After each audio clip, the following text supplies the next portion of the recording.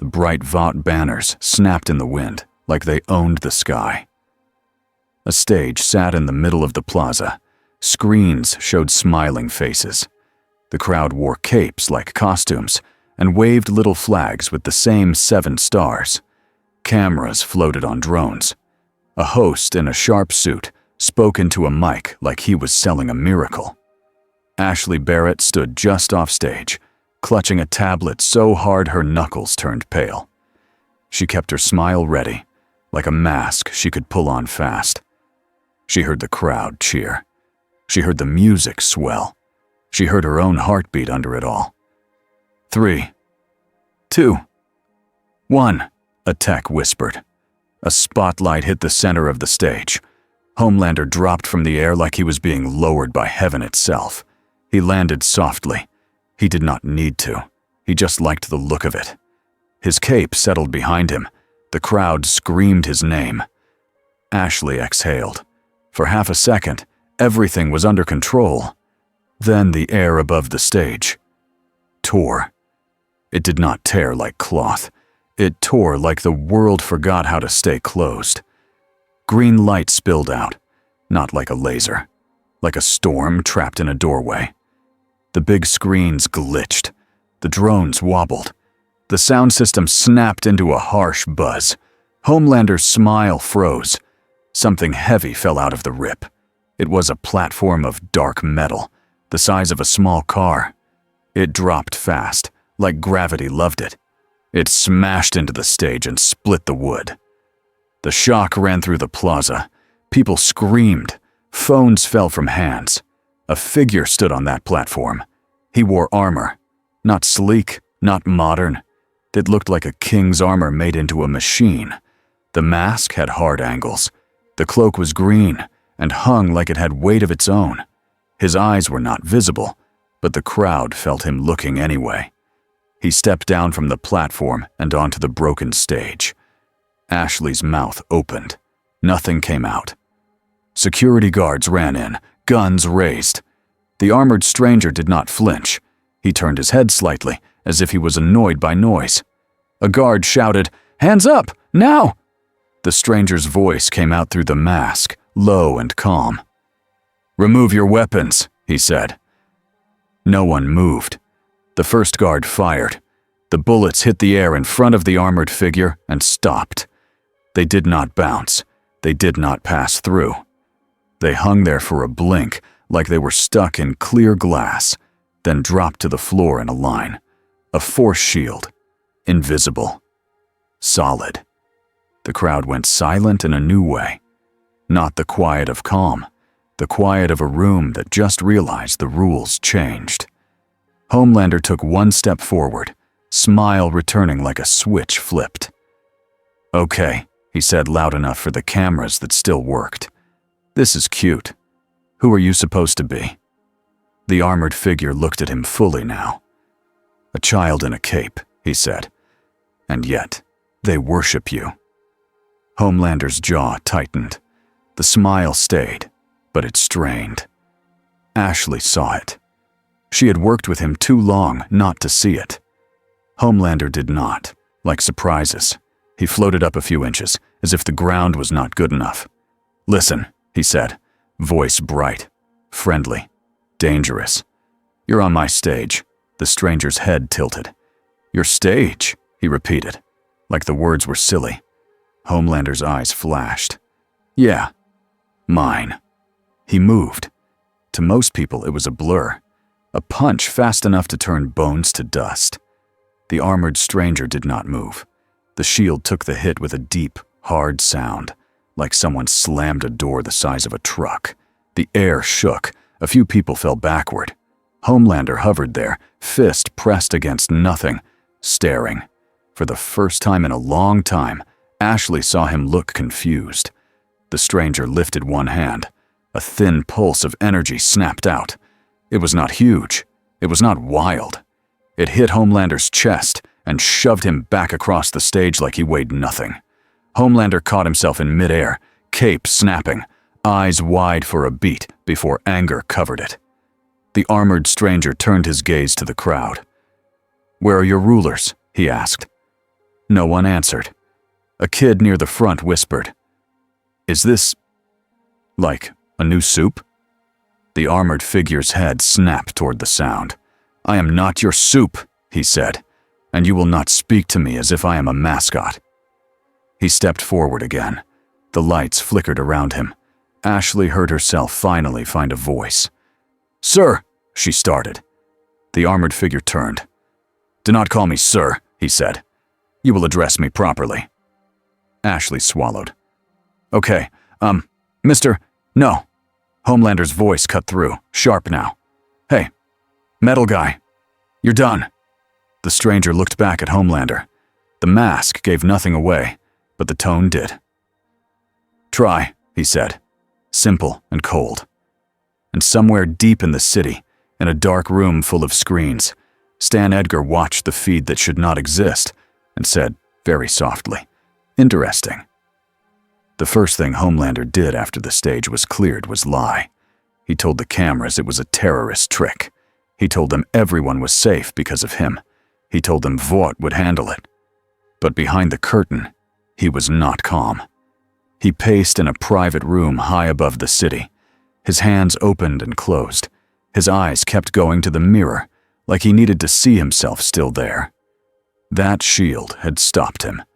Not dodged. Not moved with the hit. Stopped. No one did that. Not like that. Ashley stood by the door, trembling, holding her tablet like it could protect her. "We're tracking him," she said fast. "We have teams." "We have." "Shut up," Homelander said without looking at her. Ashley shut up. On the wall, a screen showed shaky phone videos. The armored stranger's cloak, the green lightning, the bullets hanging in the air. Homelander's punch hitting nothing. Homelander's mouth twitched. He did not like being a clip. He liked being a god. "Find him," he said. Ashley nodded so hard her ponytail whipped. Yes, of course. "Alive," Homelander added, and it surprised even Ashley. He stared at the video again, eyes narrow. "I want to look at him. Close." Ashley nodded again, eager. "We can do that. We can." Homelander turned toward her so fast she flinched. "And tell everyone," he said, voice suddenly smooth, "that nobody calls him anything. Not his name, not a title. Nothing." Ashley blinked. "Why?" Homelander smiled, and it was not warm. "Because if he wants respect," he said, "he can beg me for it." Ashley nodded. "Yes." "Okay. No names." Homelander turned back to the screen and whispered, almost to himself, "Metal guy." The word sounded small in his mouth. He hated that too. Miles away, in a plain, safe house with cheap blinds, Billy Butcher watched the same clips on a laptop. He sat forward, elbows on knees, eyes hard. The room smelled like old coffee and cleaning spray. Mother's Milk stood with arms crossed. Huey hovered near the door, like he might need to run. Frenchie leaned in with bright, curious eyes, like he was watching fireworks. Kimiko sat quietly, head tilted, listening. Mallory's voice crackled on speaker. "That's all we have," she said. "Vought wiped most of it." "But not all," Butcher muttered. On screen, the armored figure blocked bullets, like it was nothing. Homelander hit the shield and bounced back. Huey swallowed. "Okay," he said. "Okay. That's real." Nodded once. "That ain't Compound V," he said. Frenchie tapped the screen with one finger. "Look at the design," he said. "It is not Vought's style. It is old. Like a warlord's suit." Butcher's eyes stayed locked. "Or a bloke who thinks he's a king?" Mallory's voice was sharp. "He came out of nowhere, that's the key. He didn't show up on any list. No lab, no records, no contract." Huey frowned. "So, alien?" Frenchie shrugged. "Or another world." Looked at him. "Another world?" Frenchie spread his hands. "You see the sky split open, yes? That is not normal." Butcher leaned back, lips curling. "Nothing's normal," he said. "But this is new normal?" He paused the video right when the armored figure spoke. "Where are your rulers?" Butcher stared at the words like they were a threat written in big letters. "He's not just strong," MM said. "He's focused." Kimiko made a small sound, like a warning. Butcher nodded once. "Yeah," he said. "He's got a plan, and I don't like the look of it." Huey rubbed his face. "What do we do?" Butcher's grin was not happy. "We find him first," he said, "before the cape-wearing wankers do." Annie January did not have a safe house. She had a dressing room with flowers that felt like a trap. She sat under bright lights, wiping off makeup with slow hands. Her phone buzzed nonstop. Messages, alerts, clips she was not supposed to watch or watched anyway. On a hidden tab, she saw the armored stranger block bullets like it was easy. She saw Homelander's fist stop dead. She saw Homelander get pushed back. She felt something she hated admitting. Relief. Then fear. Because if someone could stop Homelander, they could also do worse than Homelander. A knock came at her door. "Annie?" Ashley's voice. Too high, too fast. Annie opened it. Ashley stood there with a nervous smile, hair messy, eyes red. "We're doing a meeting," Ashley said. "All of us. Now. It's an emergency." Annie stared. "When is it not?" Ashley flinched. "Please," she said. "Just come." Annie followed her down the hall. She passed posters of herself, smiling like a product. She passed a picture of the Seven, standing tall, like gods. And she kept thinking of that shield, like a wall that did not care who hit it. The armored stranger moved through the city at night without hiding. He walked down empty streets like he owned them. The lights above him flickered as he passed. The air around him felt charged, like before a storm. He stopped at a power station by the river. Tall fences, warning signs, cameras. He looked at the cameras. They went dark. He placed a metal device against the fence. The fence bent inward like soft wire. He stepped through. Inside, the hum of power filled the air. Transformers buzzed. Cables ran like veins. He lifted his hand. A thin ring of green light formed in the air, spinning. Symbols flashed for a moment, sharp and strange, then vanished. The machines responded. Power flowed into his device in a controlled stream. The lights in the station dimmed slightly, like the place was taking a slow breath out. "Efficient," the armored figure said to himself. A sound came from behind him. A footstep. Careful. He turned. Billy Butcher stood near the entrance, half in shadow, holding a rifle. Huey stood behind him, pale and wide-eyed, holding nothing but fear. Butcher's finger rested close to the trigger, but not on it. He had learned what it meant when bullets did nothing. "Evening," Butcher said. The armored figure looked at the weapon like it was a joke. "Leave," he said. Butcher didn't. "Not happening." Huey's voice cracked. We're not here to start something." The armored figure's head angled toward Huey, like he was studying a noise. "You," he said, pointing one armored finger at Huey. "You speak with honesty. That is rare here." Huey froze. "Thanks." Butcher cut in. "Listen, mate, we saw what you did. You shook up Vought. You shook up Homelander." At the name, the armored figure's gaze sharpened. "The flying brute," he said. "He thinks he is king." Butcher barked a short laugh. "Yeah, that's him." The armored figure stepped closer. Butcher's shoulders tensed. Huey took a half step back. The armored figure stopped just outside of arm's reach. "You are not his soldiers," he said. Butcher shrugged. "Depends who you ask." "Then tell me," the armored figure said. "Who rules this land? Who commands your armies? Who controls your science?" Butcher's eyes narrowed. "Corporations. TV. Money." The armored figure was silent for a beat. Then he spoke, and the calm in his voice was worse than shouting.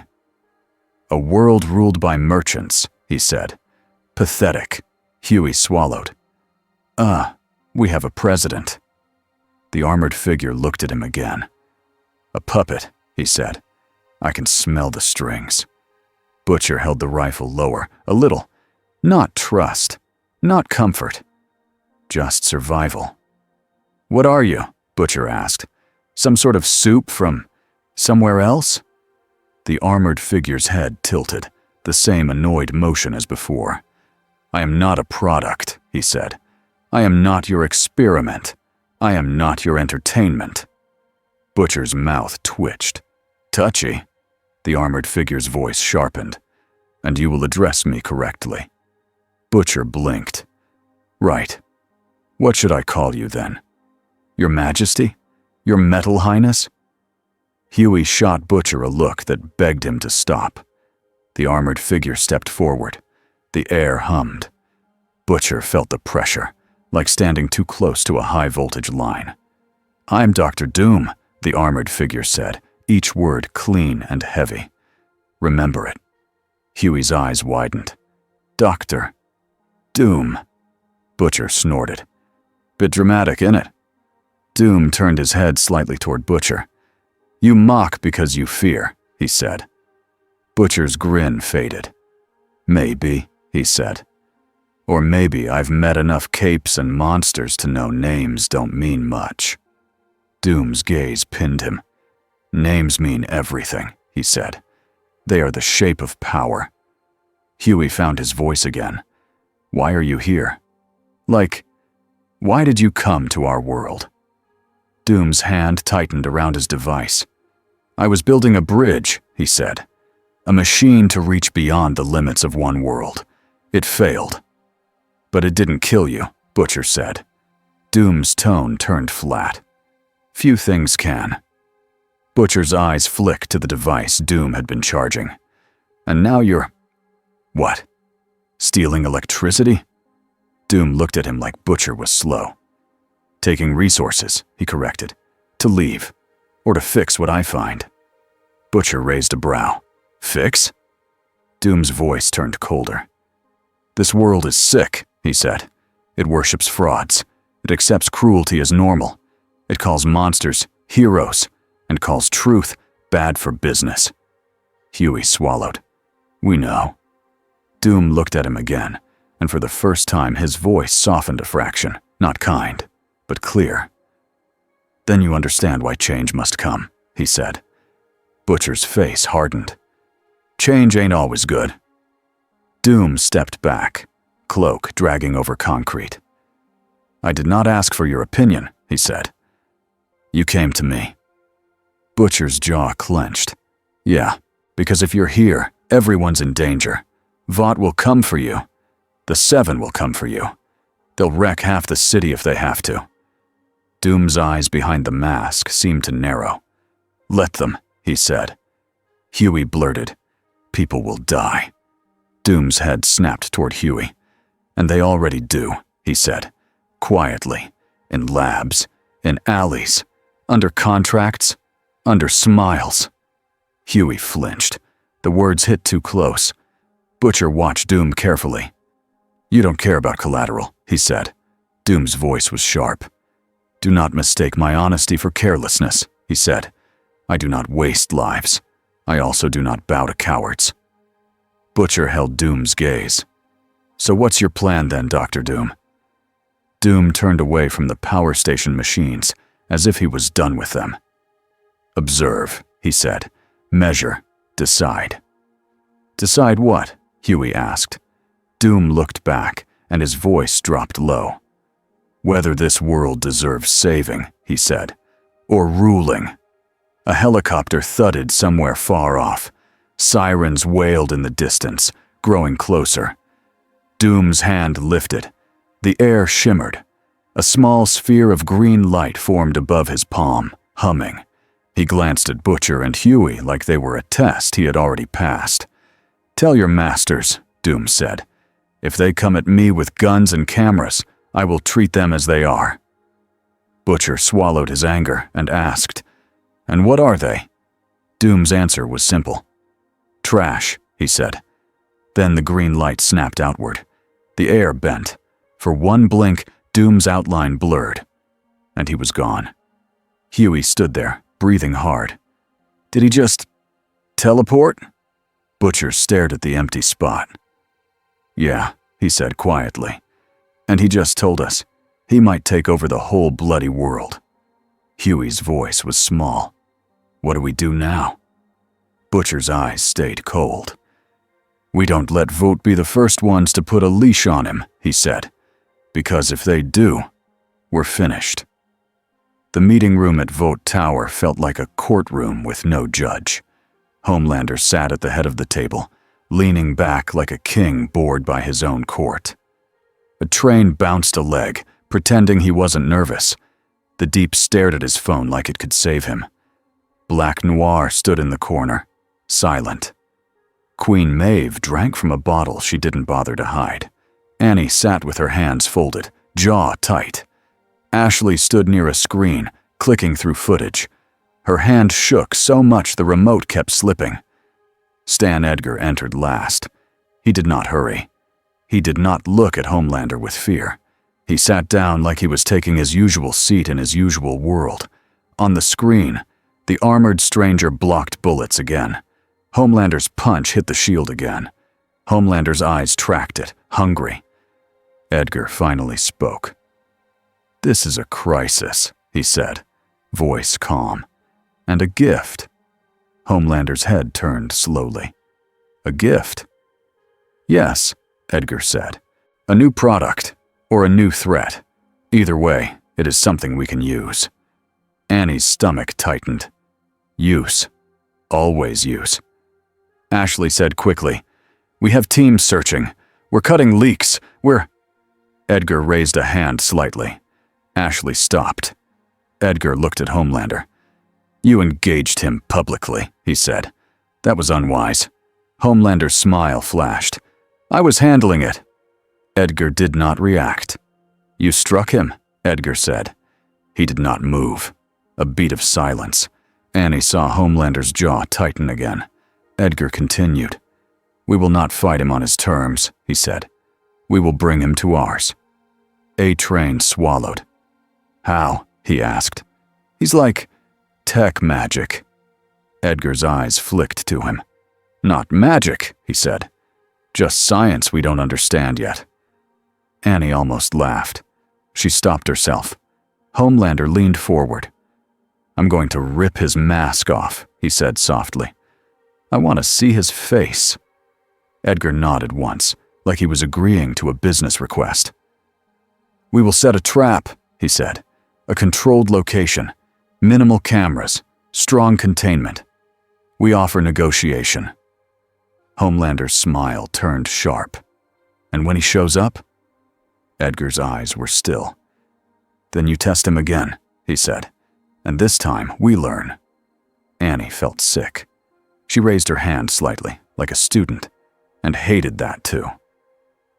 What if he's not a soup? She said. What if he's something else? Edgar looked at her, polite. Everything is something, he said. Everything has limits. Annie didn't look away. Homelander has limits, she said, and the room went colder. Homelander's eyes slid to her. Watch it, he said. Annie's heart hammered, but she held her ground. I'm saying we shouldn't start a war in the city, she said. People will get hurt. Maeve snorted into her bottle. People always get hurt. Edgar spoke again, cutting through. This is why it must be contained, he said. We will choose the place. Homelander leaned back, pleased again. Good, he said. I want my rematch. Annie stared at the screen as it froze on the armored face. She did not know who he really was. But she knew one thing.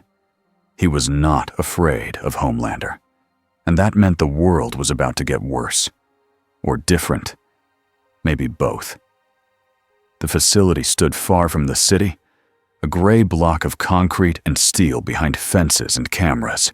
No logos on the outside, no tours, no smiling posters. Inside, it was bright and clean like a hospital. Doom arrived alone. He did not walk through the front gate like a normal visitor. He stepped out of the air itself, as if the world opened for him out of respect. The room he appeared in was wide, with high ceilings and thick walls. Lights hummed overhead.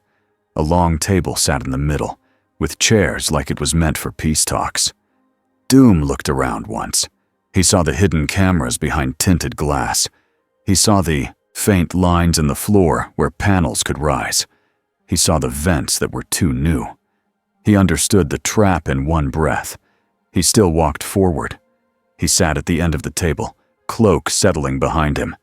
He placed his hands on the surface like a ruler in his own court. "Come," he said. A door opened. Stan Edgar walked in with 2 security men behind him, both holding rifles they pretended were for safety. Edgar did not look impressed by the armor. He did not look scared either. He looked like he was watching a new machine he planned to buy. "Welcome," Edgar said. "We appreciate you agreeing to meet." Doom's head tilted. "You speak as if you have authority," he said. "You do not." Edgar's mouth moved into a small, polite line. "I represent VOD International," he said. Doom stared at him. "Ah," he said. "The merchants." Edgar sat down across from him. "We prefer innovators," he said. Doom's voice was flat. "You prefer lies." Edgar's eyes did not blink. "We prefer results," he said. "And you are. A result. An unprecedented one." Doom leaned forward slightly. The air felt tighter. "You dragged me here to study me," Doom said. Edgar did not deny it. "We want to understand you," he said. "And we want to avoid unnecessary conflict." Doom's laugh was short and dry. "Then you brought your soldiers," he said, nodding toward the hidden positions. "And your false god." A second door opened. Homelander walked in, slow, smiling, cape perfect, like this was another show. Annie entered too behind him. Her shoulders were stiff. Her eyes were fixed on Doom.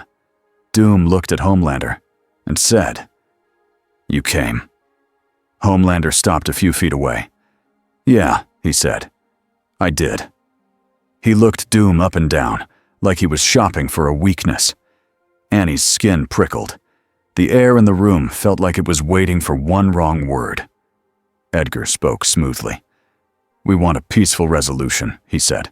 "We can offer you resources, a place to work, protection." Doom turned his mask toward Edgar. "Protection," he repeated. "Yes," Edgar said. "A partnership." Doom's voice sharpened.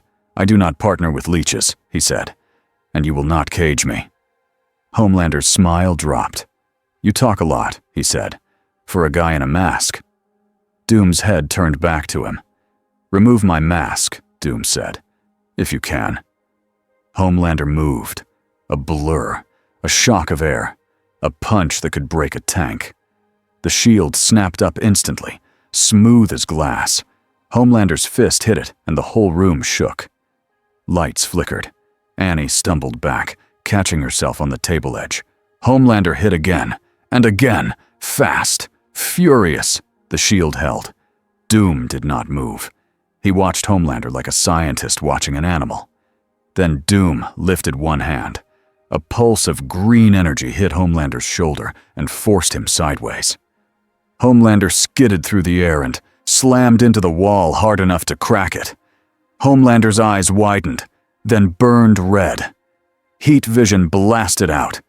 The beam hit the shield and spread across it like water hitting a window. The air sizzled. The smell of hot metal filled the room. Doom's shield held. Doom's voice stayed calm. "You are strong," he said. "You are also undisciplined." Edgar didn't move from his chair. Annie could not tell if that was bravery or madness. Panels in the floor slammed open. Black noir shot up from below like a silent bullet, knives out, going for Doom's back. At the same time, A-Train streaked in, trying to hit Doom from the side at full speed. Doom's armor flared with light. A tight electric field snapped outward in a ring. A-Train's feet lost grip. He stumbled mid-run like the floor turned to oil. He crashed into a chair and rolled, swearing. Noir's knives hit the shield around Doom and sparked. Noir landed, tried again, fast and precise. Doom didn't chase him. A hatch opened in Doom's platform device at his wrist. A Doombot unfolded in seconds, metal limbs clicking, eyes glowing. It met Noir head-on. Noir moved like a trained killer. The robot moved like a wall that punched back. Noir's blade scraped along the robot's arm. The robot grabbed Noir's wrist and threw him across the room with a hard, controlled motion. Annie's breath caught. This was not normal Supe chaos. This was strategy. Homelander roared and rushed again, grabbing the shield with both hands like he could rip it open. The shield bent slightly, not breaking, but showing strain.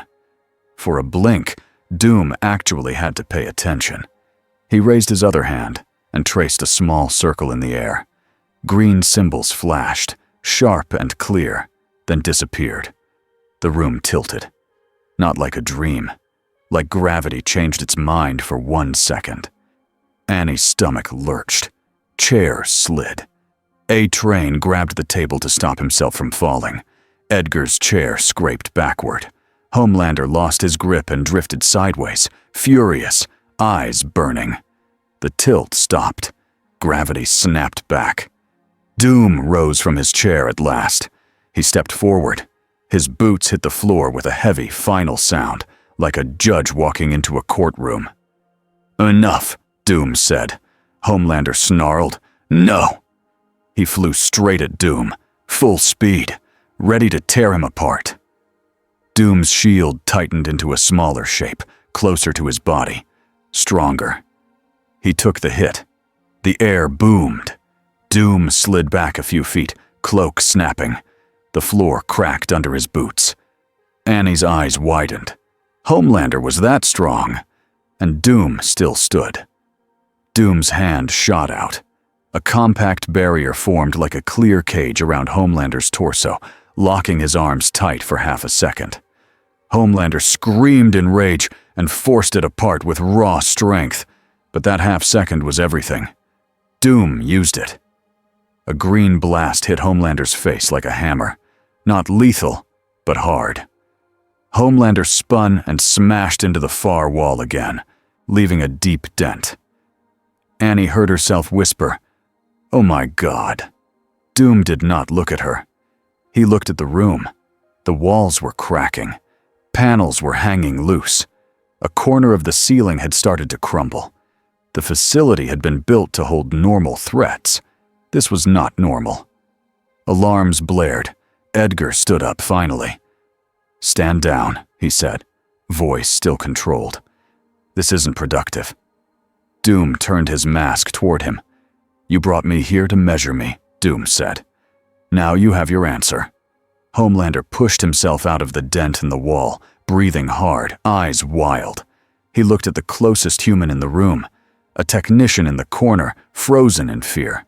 Homelander's mouth curled. Annie saw it. She knew that look. He was about to do something cruel, not because he needed to, but because he needed to feel big again. "Homelander," Annie said sharply, stepping forward. He did not look at her. Doom did.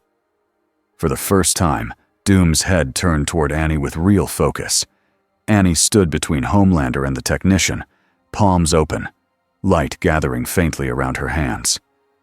"Don't," she said to Homelander. Homelander's eyes flicked to her at last, annoyed. "Move," he said. Annie didn't. Behind her, the ceiling groaned. A heavy piece of concrete broke loose and started to fall toward the technician. Annie reacted on instinct. A burst of light shot up, not at Homelander, but at the ceiling piece, slowing it and pushing it away. The technician stumbled back, barely saved.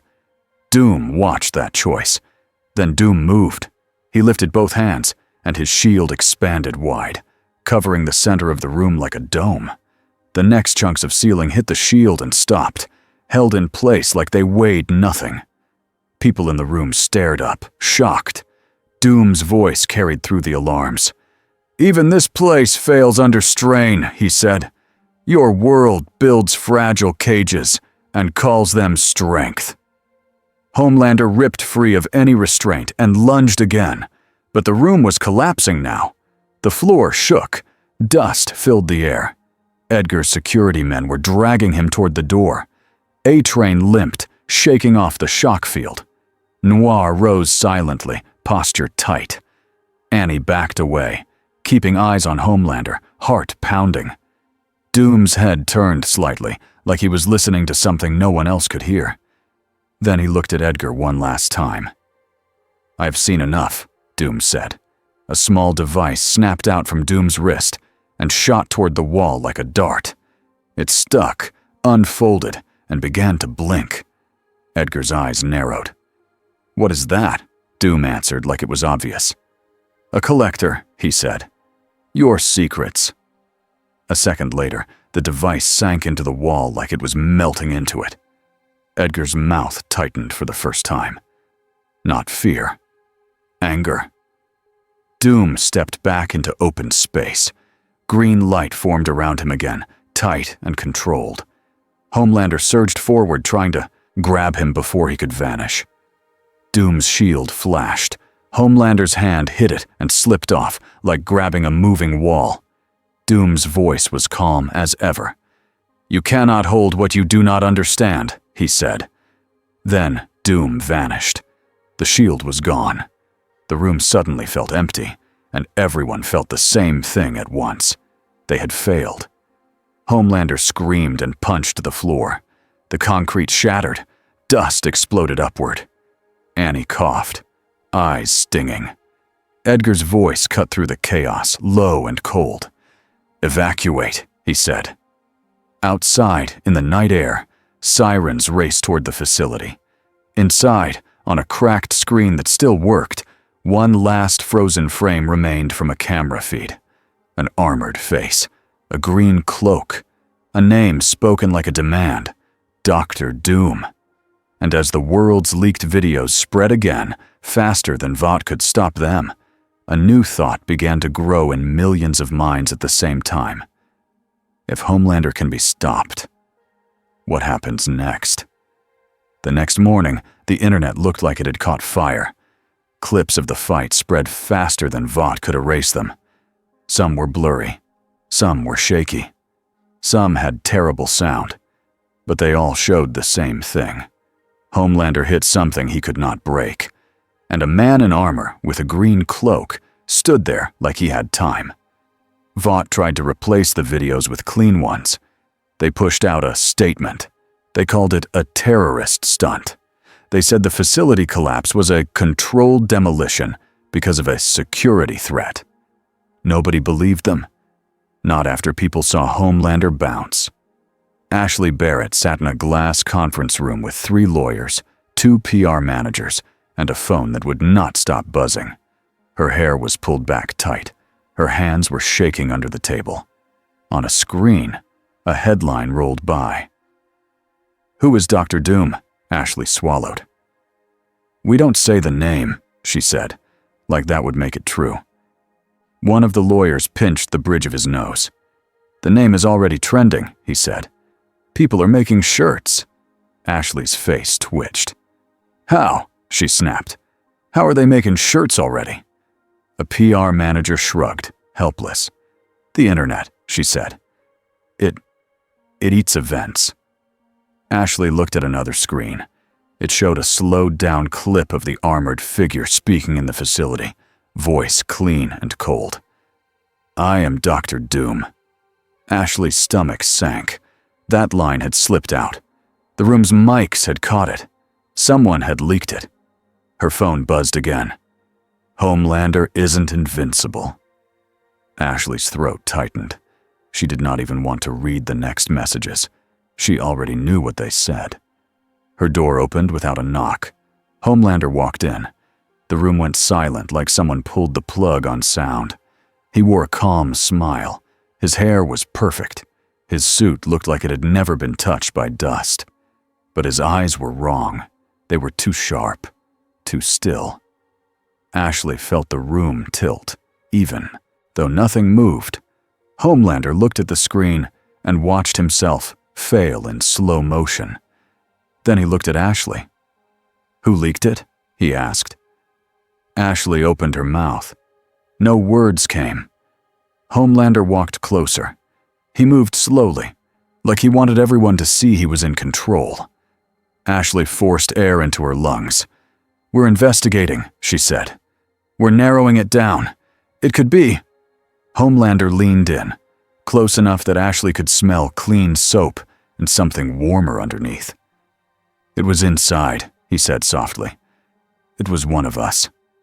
Ashley's eyes darted to the lawyers, to the PR managers, to anyone. Homelander followed her gaze and smiled wider. "Relax," he said. "I'm not mad." Ashley almost cried from relief. Then Homelander added, still smiling, "I'm disappointed." The relief died instantly. He turned and walked out like the room had stopped mattering. Ashley sat frozen for a second after he left. Her lungs burned. She had not been breathing properly. A lawyer cleared his throat. "We need to shift focus," he said. "Make Doom the villain. Make him the threat." Ashley nodded fast. "Yes," she said. "Yes, okay." But inside her head, a different thought screamed louder than any plan. If Homelander was scared, what would he do to feel big again? Stan Edgar watched the same clips in his private office, with the blinds half closed. The city looked small behind the glass. His assistant stood nearby with a tablet and a list of names. Edgar did not rush. He did not raise his voice. He did not show anger. He watched the moment the shield held. Then he watched the moment Doom escaped. He finally spoke. "He took something," Edgar said. The assistant nodded quickly. "We think he planted a device in the wall," she said. "A data collector. It says it pulled terabytes before it went dark." Edgar's eyes stayed on the screen. "Good," he said. The assistant hesitated. "Good?" Edgar looked at her like she missed a simple math problem.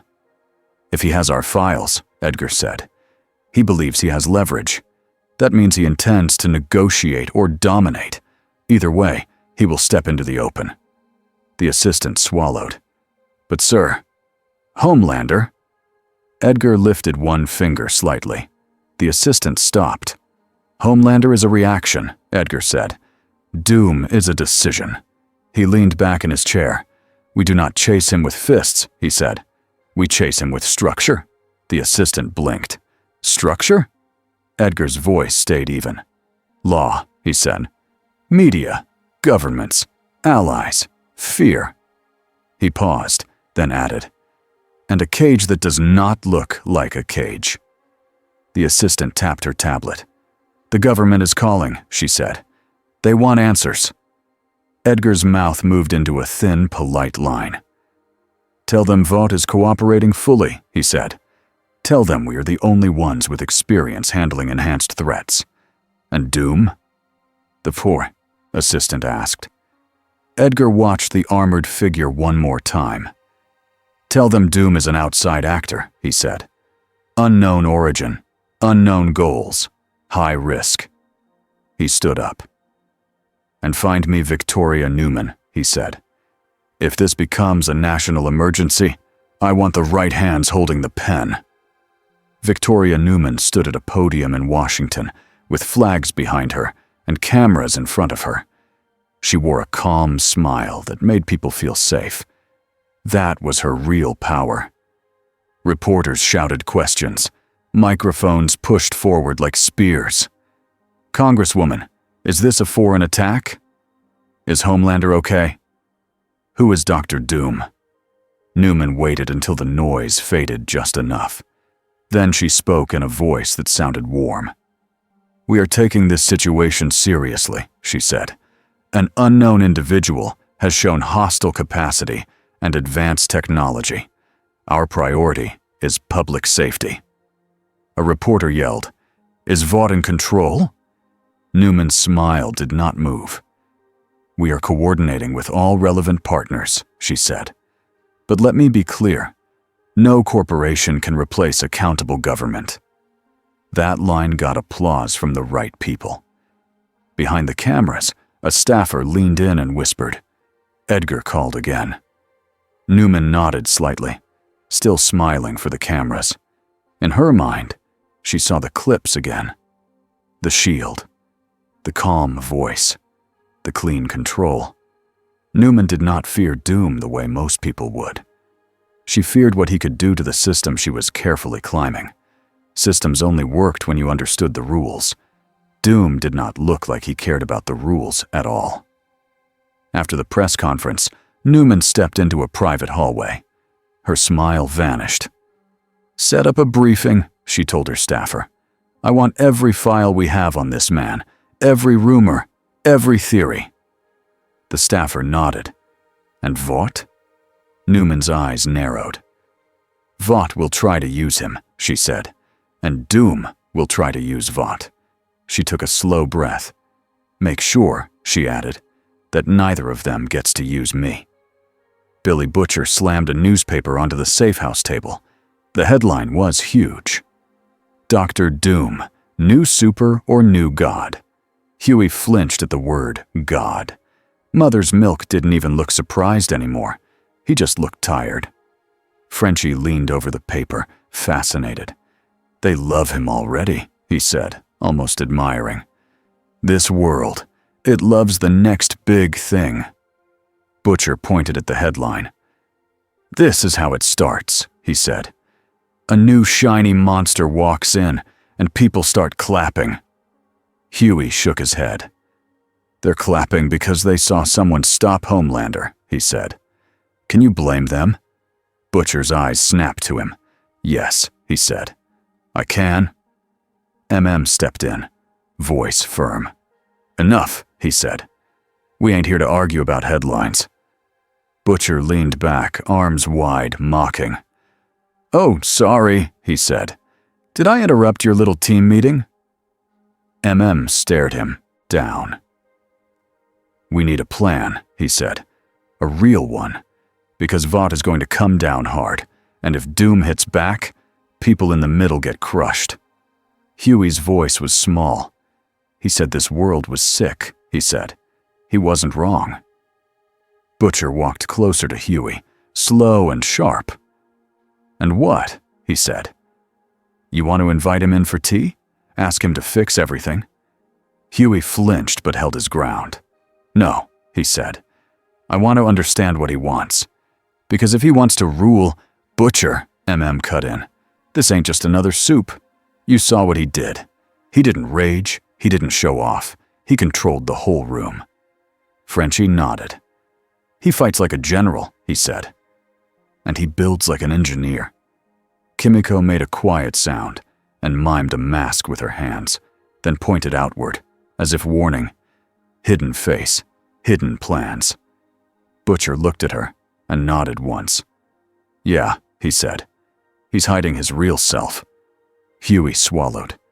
"He told us his name." Butcher's mouth twisted. "A name," he said. "Not a face."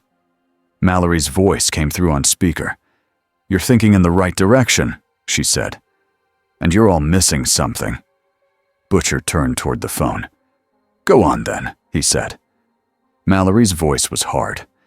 "If Doom has Vaught's files, he has names," she said. "Labs, shipments, cover-ups, everything you've been chasing for years." Frenchie's eyes widened. "Mon Dieu." MM's face tightened. "That could blow Vought open," he said. Butcher's grin returned, dangerous and pleased. "Now you're talking," he said. Huey frowned. "Or it could get people killed," he said. "If Doom drops that stuff in public, Vought will panic. Homelander will panic." Butcher leaned in. "That's the point," he said. "Pressure makes them crack." Huey shook his head. "Pressure makes them lash out," he said. MM looked between them. "We need to find Doom before Vought does," he said. "Not to help him, not to worship him, to stop this from turning into a bloodbath." Butcher's eyes stayed cold. And if the only way to stop Vought is to let Doom swing the hammer? He asked. Nobody answered right away. That silence was the worst part. Annie sat in the back of a black SUV as it moved through the city. Vought security rode up front. The windows were tinted so dark the outside looked like a shadow. Her phone buzzed with messages she didn't answer. She kept seeing the moment in the facility when Homelander looked for a human to hurt. Like hurting someone could patch the hole in his pride. The SUV stopped. A security guard opened her door. "He wants you upstairs," he said. Annie didn't ask who he meant. She walked into Vought Tower with her shoulders squared, like she could wear courage as armor. Homelander waited in a private lounge with a view of the city. The room was too clean, too perfect. Like a showroom. He stood by the window with his hands behind his back. When Annie entered, he didn't turn around. "You disobeyed me," he said. Annie kept her voice steady. "I stopped you from killing someone," she said.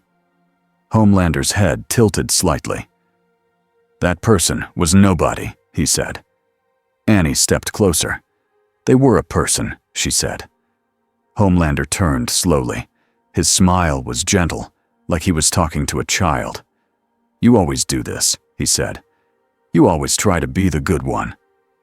Annie's jaw tightened. "Maybe because somebody has to be," she said. Homelander's smile faded. "You embarrassed me," he said, and now the softness was gone. Annie's heart hammered, but she didn't back up. "No," she said. "Doom embarrassed you. I just stood in the way." Homelander's eyes narrowed at the name. Annie saw it again. That small sting. She took a breath. "Listen," she said, forcing calm. "He's not like us. He's not like Vought. He's not here to be managed." Homelander's lip curled. "He will be managed," he said. "By me." Annie shook her head. "He stopped you," she said. "Not by luck, not by surprise. Like he expected you." Homelander stepped forward. The air felt hotter. Annie kept her voice low. "That should scare you," she said. "Because when you're scared, you do stupid things." For a second, Homelander didn't speak. His eyes flicked to the window, to the city far below. Then he smiled again, and it was bright and wrong. "I'm not scared," he said. Annie held his gaze.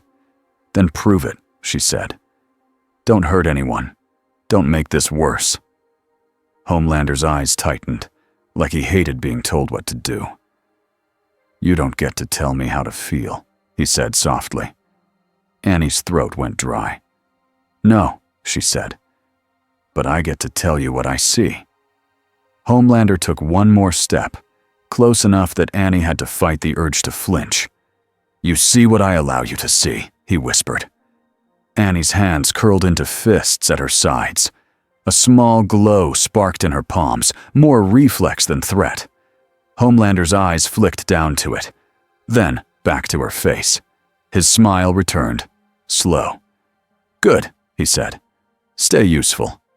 He turned away like the conversation was finished. Annie stood there, breathing hard, feeling sick. As she left, she heard him speak again, almost like a promise. "I'll take his mask," Homelander said, "and then everyone will remember who the real God is." Doom worked in silence. He had taken an abandoned industrial building near the river, away from crowds, away from bright cameras. The place smelled like rust and old oil. It had high ceilings and thick beams. It was not a palace, but it could become a fortress. He stood at a metal table where Vought data streamed across a stolen screen. Faces, names, payments, lab notes, Compound V. Doom's mind moved like a machine that never tired. He did not need sleep, the way weaker men did.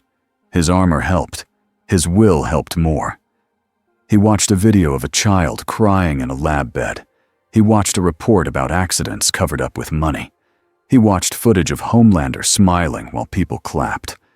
Doom's fingers tightened. "Merchants," he said again with disgust. A Doombot stood nearby, holding a power cell and waiting. Doom didn't look up. "Status," he said. The Doombot's voice was flat. "Power collection stable," it said. "Local network mapped. Media signals identified." Doom nodded slightly. "Good," he said. He reached into a small case and pulled out the device he had planted in the facility. It was scorched, but intact. He connected it to his system. More files poured in. A new folder opened. The 7. Control protocols. Doom's mask angled down, focused. He read about Homelander's weaknesses, not physical weaknesses, emotional ones. He read about fear, about praise, about loneliness dressed up as pride. Then he saw another folder. Public narrative management. He opened it. Inside were plans that made his disgust sharpen into something colder. Scripts, fake rescues, staged deaths, carefully timed leaks. A whole nation guided like a herd. Doom stood very still. Then he spoke, slow and final. "This world does not need heroes," he said. "It needs truth." The Doombot's head tilted slightly, as if waiting. Doom turned toward a console made from stolen parts and his own design. On it sat a small transmitter, half-built. "Prepare broadcast access," Doom said. The Doombot replied, "Which channel?" Doom's voice sharpened. "All of them," he said. The Doombot paused, then answered, "Understood." Doom raised one hand.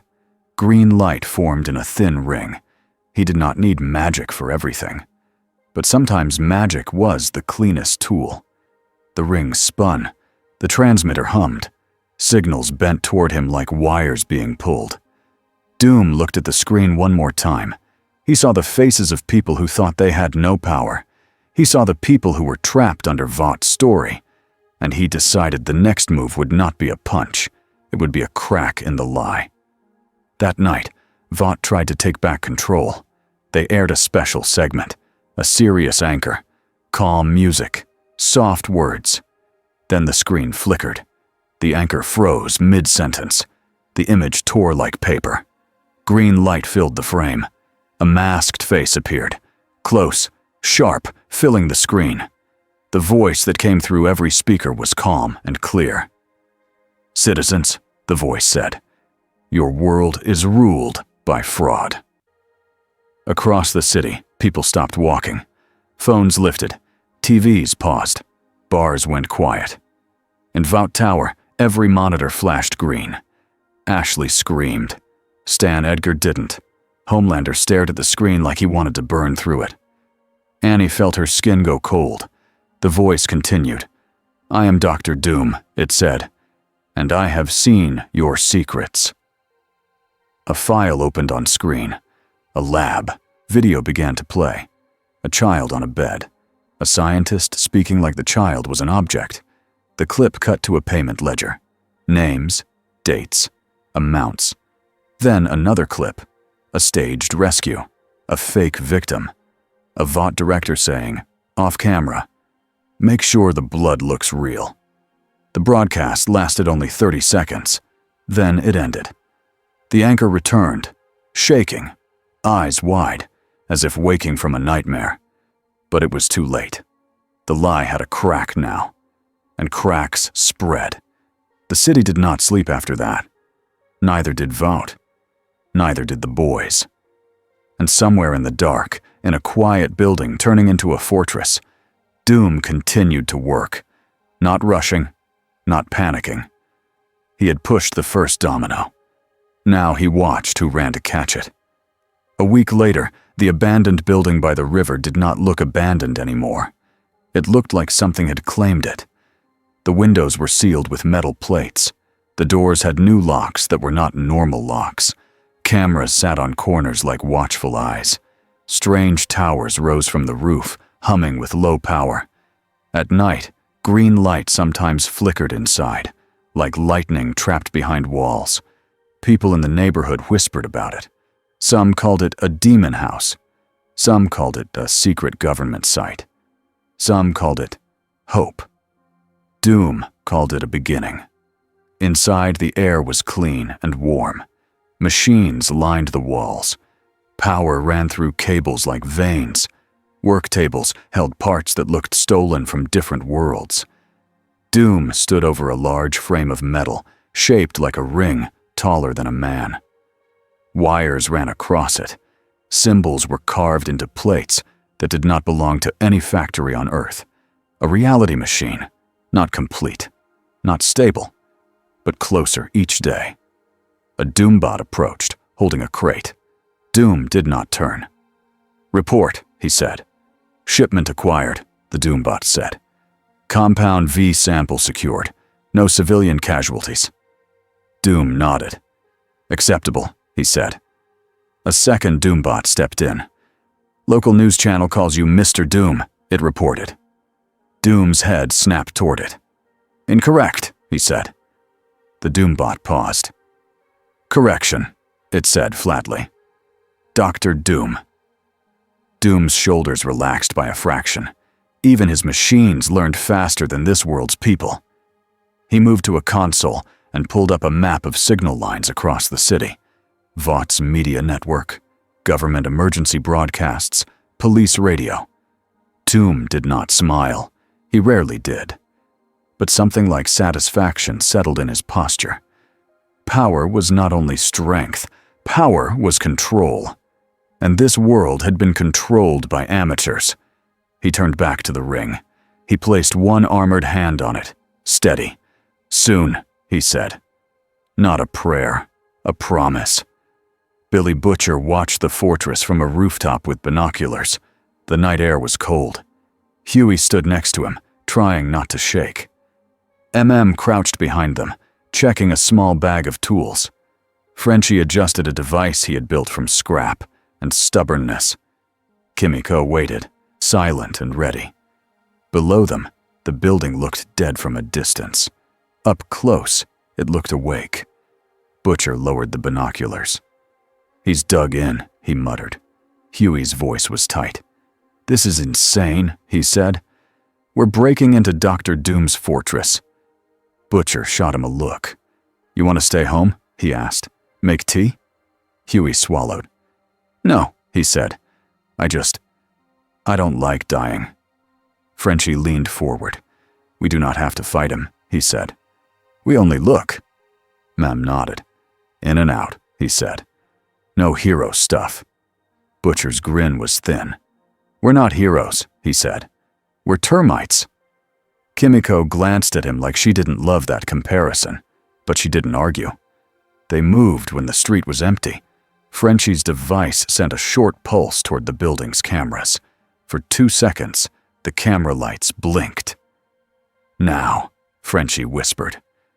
Kimiko went first, fast and quiet. She climbed a wall like it was nothing, found a gap, and dropped inside a side yard. Followed, careful, steady. Huey climbed last, awkward, breathing hard. Butcher dropped in after them and tapped Huey's shoulder once. "Try not to scream," he whispered. Huey gave him a weak look. "No promises," he whispered back. They reached a side door. Frenchie pressed a tool to the lock. The lock clicked. Then a voice came from above them, calm and flat. "You are loud," it said. All of them froze. A Doombot stood on a catwalk inside, looking down at them. Behind it, more metal footsteps echoed. Butcher raised his gun out of reflex. The Doombot didn't flinch. "That weapon is ineffective," it said. Huey's heart pounded so hard he felt it in his throat. Put one hand out, low, telling Butcher to hold. Butcher's jaw tightened, but he lowered the gun a little. Frenchie whispered, "We have been seen." "Obviously," Butcher whispered back. The door swung open by itself. Inside, the corridor lights turned on, one by one, like the building was guiding them. Then Doom's voice came from deeper within. "Enter," Doom said. "Or leave. Do not waste my time." Butcher stared into the corridor, then stepped forward. "Yeah," he muttered. "Let's go meet the king." Doom waited in a wide room filled with machines. The ring frame stood behind him, tall and unfinished.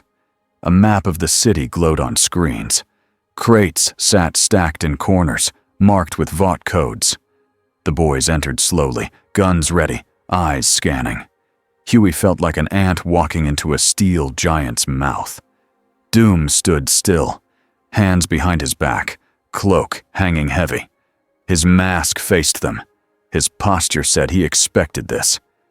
Butcher stepped forward first, chin raised like he refused to be intimidated. "You knew we'd come," Butcher said.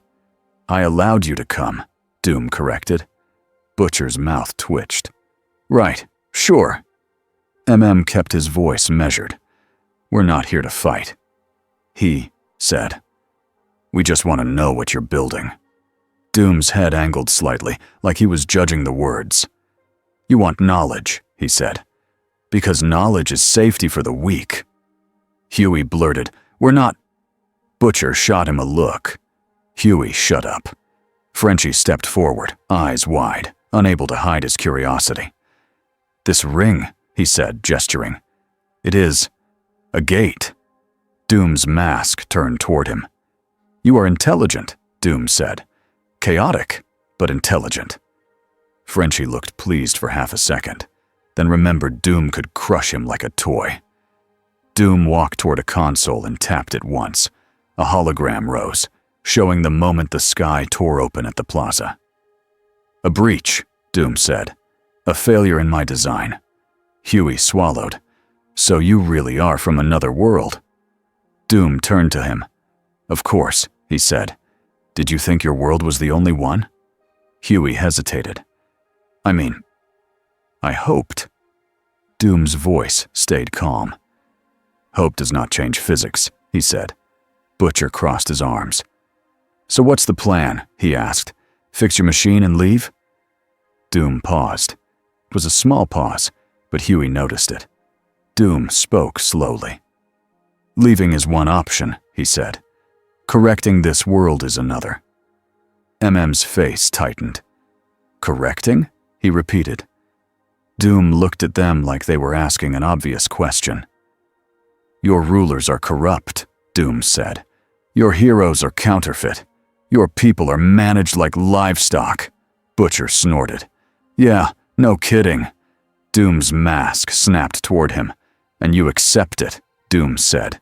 "You fight in shadows. You sabotage small pieces. You do not cut the head." Butcher stepped closer, anger rising. "Because the head is a flying psycho who can melt you with his eyes," he said. Doom's voice was flat. "And yet he failed to break my shield," he said. Huey felt the room tighten. Butcher's face hardened. Doom took one step closer to them. "Tell me," Doom said. "Why do you hate him?" Butcher's eyes flashed. "Because he's a monster," he said. Doom tilted his head. "That is not the full answer," he said. Butcher's silence was sharp. Huey spoke quietly, like he was stepping onto ice. "Because he hurts people," Huey said, "and nobody stops him." Doom's mask turned to Huey. "That is closer," Doom said. Kimiko's gaze stayed locked on Doom, like she was measuring him for the moment he turned cruel. Doom looked back at the ring behind him. "This machine," he said, "requires stable power and precise control. Your world has power, but it wastes it. It lies with it." Frenchie swallowed. "And you will take it?" Doom corrected him instantly. "I will claim what is necessary," he said. Butcher's grin returned, sharp. "And what happens to the rest of us while you play king?" he asked. Doom's voice dropped, cold. "You will live in a world that does not worship abusers," he said. "Or you will oppose me and be removed." That was the moment Huey understood something simple and terrifying. Doom was not Homelander. Homelander wanted love. Doom wanted order. And he thought order was worth any cost. Huey took a breath and forced the words out. "Do you care about people?" he asked. Butcher glared at him like he was stupid. Doom turned slowly toward Huey. "I do not waste lives," Doom said. "I do not slaughter for entertainment. That already makes me better than your heroes." Huey's throat tightened. "That's not the same as caring," he said. Doom stared at him for a long beat. Then he said, almost like a lesson, "Caring without control is weakness," Doom said. "Control without purpose is tyranny. Purpose without action is a lie." Frenchie blinked. "That is almost wise." Doom snapped, "Do not compliment me poorly." Even almost smiled at that. Almost. Butcher took the moment and pushed. "So, what do you want from us?" he asked. Doom's mask turned to him. "Nothing," Doom said. "You are small." Butcher's smile faded. Doom added, "However, you may be useful." Butcher's eyes narrowed. "And there it is." Doom raised one hand, and a screen lit up with a list of Vought shipments and black sites. "You want Vought to bleed?" Doom said. "I can make it bleed." Leaned forward, eyes scanning. "This is everything," he said quietly. Huey felt sick. "If you drop all this," he whispered, "people will die." Doom's voice stayed calm. "People are dying now," he said. "I am simply turning on the lights." Butcher stared at the screen like it was a treasure map. Kimiko made a small sound. Sharp. Warning. Butcher looked at her, then back at Doom. "You're not doing this for us," he said. Doom corrected him. "I am doing it because this world offends me," Doom said. He stepped back, dismissing them with his posture. "You have seen," Doom said. "Now leave." Didn't move. "We can't just leave," he said. "Not like this." Doom's mask turned. "You can," Doom said, "because I will allow it." Butcher's jaw clenched. He hated being allowed anything. Still, he backed away, because he understood survival. As they walked out, Doom's voice followed them like a shadow. "And tell your false god," Doom said, "that if he comes again, he will learn what humiliation truly is." Homelander didn't wait for a smart plan. He tried to pretend he did. He listened to Edgar's calm advice. He nodded in meetings. He smiled at cameras. But inside, he was boiling. He had been stopped, not by trickery, by a wall. And now the world knew. Worse, the world was cheering for it. Homelander stood in a private training room, staring at a metal dummy shaped like a man. He punched it. The dummy flew into the wall and dented it. He breathed hard. No satisfaction. He punched. Again. Still no satisfaction. He heard a knock at the door. He didn't answer. The door opened anyway. Black Noir entered silently. Behind him, A-Train stepped in, trying to look confident and failing. Homelander turned slowly. A-Train spoke first. "You wanted to see us," he said. Homelander's smile returned, thin and sharp. "Yeah," he said. "I did." He walked toward them. A-Train's eyes flicked to the dents in the wall. He swallowed. Homelander stopped close. "We're going to fix a problem," he said. A-Train forced a laugh. "Okay. What problem?" Homelander's eyes narrowed. "Dr. Doom," he said, like the name tasted bad. A-Train's face tightened. "That guy," he said. Homelander leaned in. "I'm not asking," he whispered. "You're coming." A-Train's mouth opened. He closed it again. "Yeah," he said. "Okay." Homelander looked at Noir. "You too," he said. Noir didn't react. He just nodded slightly. Homelander stepped back and spread his arms. "We do it tonight," he said. "No cameras, no speeches, no permission." A-Train hesitated. Edgar said. Homelander's eyes flashed. A-Train shut up instantly. Homelander smiled again. "Good," he said, "because I'm done being measured." He looked at them like they were tools. "And if anyone gets in the way," Homelander added, voice light, "we remove them." Vought did not officially approve the raid. Officially. Stan Edgar sat in his office and listened to a report from security. Homelander is mobilized, the security chief said carefully. He's taking Noir and A-Train, possibly others. Edgar nodded once. And, he said. The chief swallowed. Do we stop him? Edgar looked out the window at the city. No, he said. We observe. The chief blinked. Sir, if this goes badly. Edgar's voice stayed calm. If it goes badly, Edgar said, one problem removes another. The chief's face tightened. And civilians? Edgar didn't look back. Keep emergency teams ready, he said, and prepare statements. His assistant shifted. What statement? She asked. Edgar's mouth moved into that thin, polite line again. Whatever survives, he said. Night fell. The river smelled like cold water and wet concrete. The neighborhood around Doom's fortress was quiet, the kind of quiet that meant people had learned to stay inside when the air felt wrong. A truck rumbled by 2 blocks away. A dog barked once, then stopped. On a nearby rooftop, Annie crouched in the dark with her hood up. She wasn't there for Vought. She wasn't there for Doom. She was there because she could feel something coming. Her phone buzzed with a location ping from one of her contacts in Vought security. It wasn't a message. It was a warning. They're moving. Annie's stomach tightened. She looked at Doom's building. A faint green glow pulsed behind a sealed window. Then the sky above, the street lit up. Homelander dropped down, not gentle this time. He landed hard enough to crack the pavement. A-Train appeared beside him in a blur. Noir stepped out of the shadows like he had been there the whole time. Homelander looked at the building and smiled like a kid about to smash a toy. "Open up!" he called, loud, mocking. "Dr. Doom!" For a second, nothing happened. Then the building's roof towers hummed. Lights turned on in a line, like eyes opening. A voice came from a speaker somewhere in the wall, calm and sharp. "You shout like a fool," Doom said, "and you speak my name without respect." Homelander laughed. "Respect?" he said. "I'm the one you should respect." Doom's voice replied instantly. "Incorrect," he said. The front wall shifted.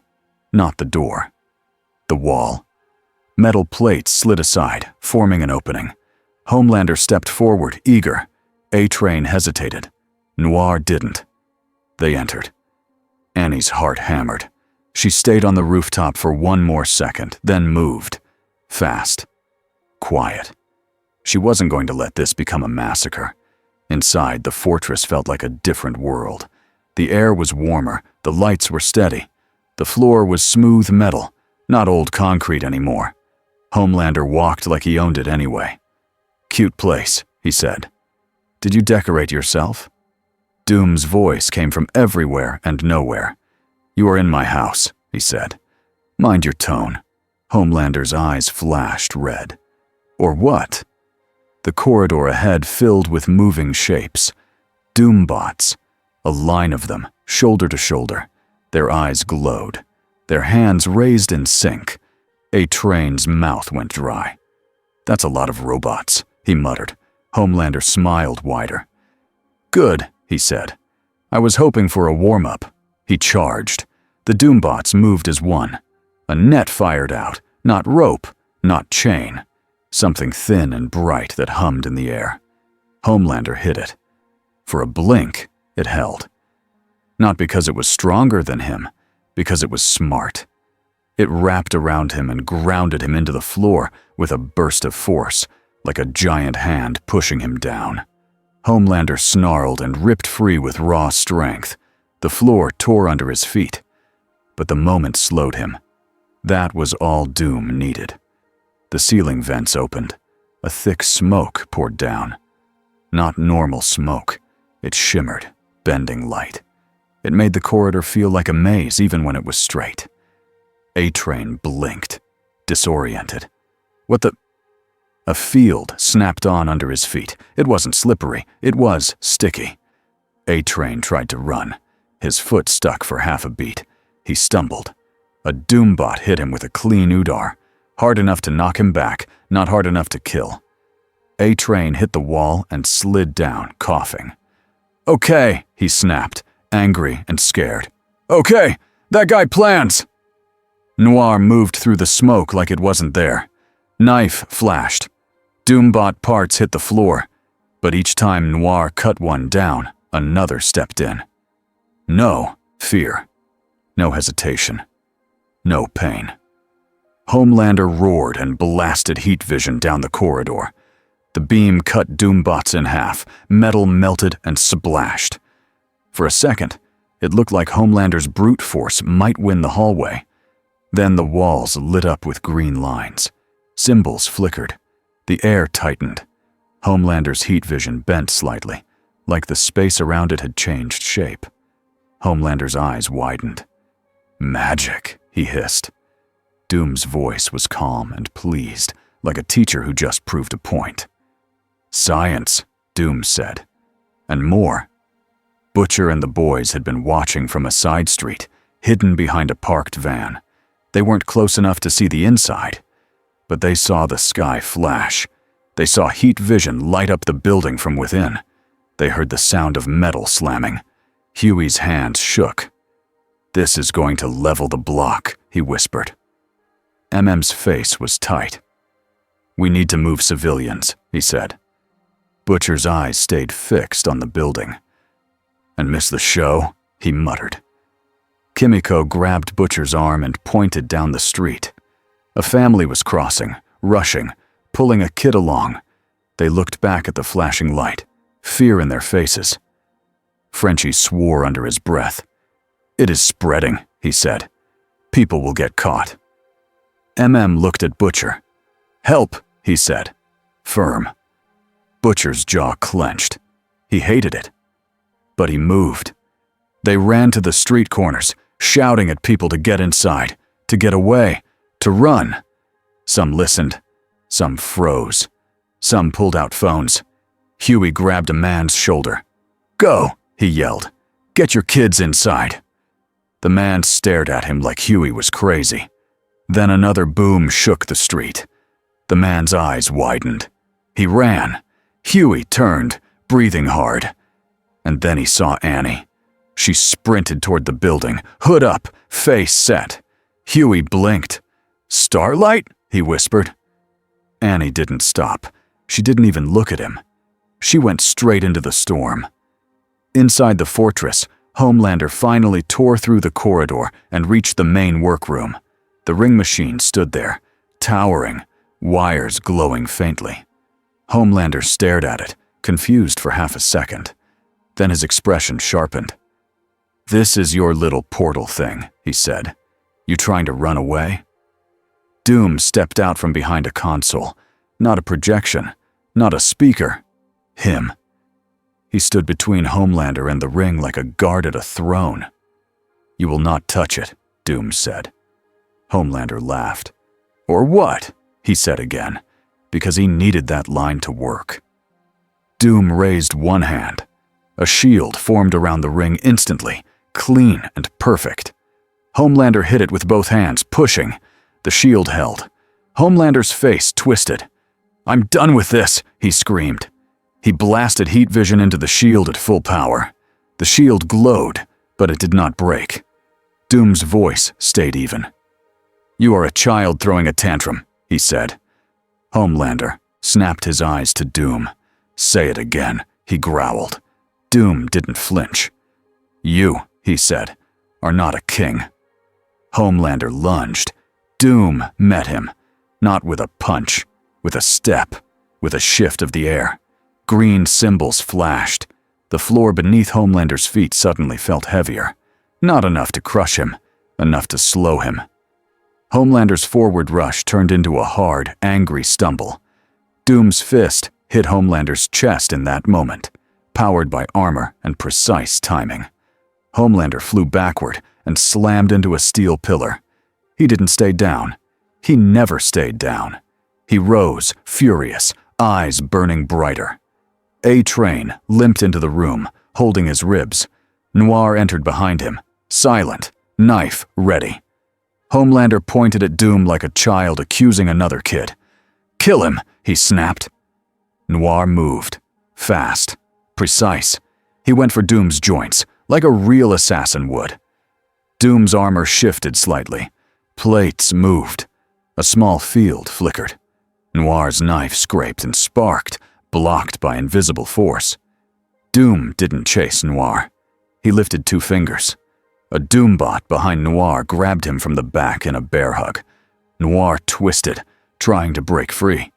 The robot held tighter. Noir's body was strong, trained, stubborn. The robot was stronger and didn't get tired. Homelander screamed and rushed again. And that's when Annie arrived. She burst into the room through a side entry, light already building in her hands. "Stop!" she yelled. Everyone turned, even for a second. Homelander's face twisted. "You!" he spat. "Get out!" Annie's eyes darted around the room. She saw the ring. She saw the shield. She saw Doom's calm. She saw Noir trapped. She saw A-Train bleeding. She saw the cracked ceiling beam above them shaking with each hit. And she felt the people outside, just a few walls away. Normal people. The ones who always paid the price. Annie stepped between Homelander and Doom without thinking. "Not here," she said. "Not with people outside." Homelander's eyes narrowed. "Move," he said. Annie didn't. Doom's mask turned toward her. For a beat, he said nothing. Then Doom spoke, voice low. "You again," he said. Annie didn't look at him. Her eyes stayed on Homelander. "Yeah," she said. "Me again." Homelander's smile turned sharp. "You really want to die for him?" he asked. Annie shook her head. "No," she said. "I want you to stop hurting people because you're embarrassed." Homelander's face went still. The room went quiet in a dangerous way. Then Homelander moved, fast, past Annie, aiming for a human worker crouched by a console in the corner. Not because it helped him win, because it made him feel big. Annie reacted instantly. Light exploded from her hands and hit the floor between Homelander and the worker. The blast didn't knock Homelander out. He was too strong for that. But it knocked him offline. It forced him to turn. Annie grabbed the worker and shoved him behind a metal table. "Get out!" she shouted. The worker scrambled, terrified. Homelander stared at Annie, breathing hard. "You're picking him," he said, voice low. Annie's voice shook, but she didn't back down. "I'm picking people," she said.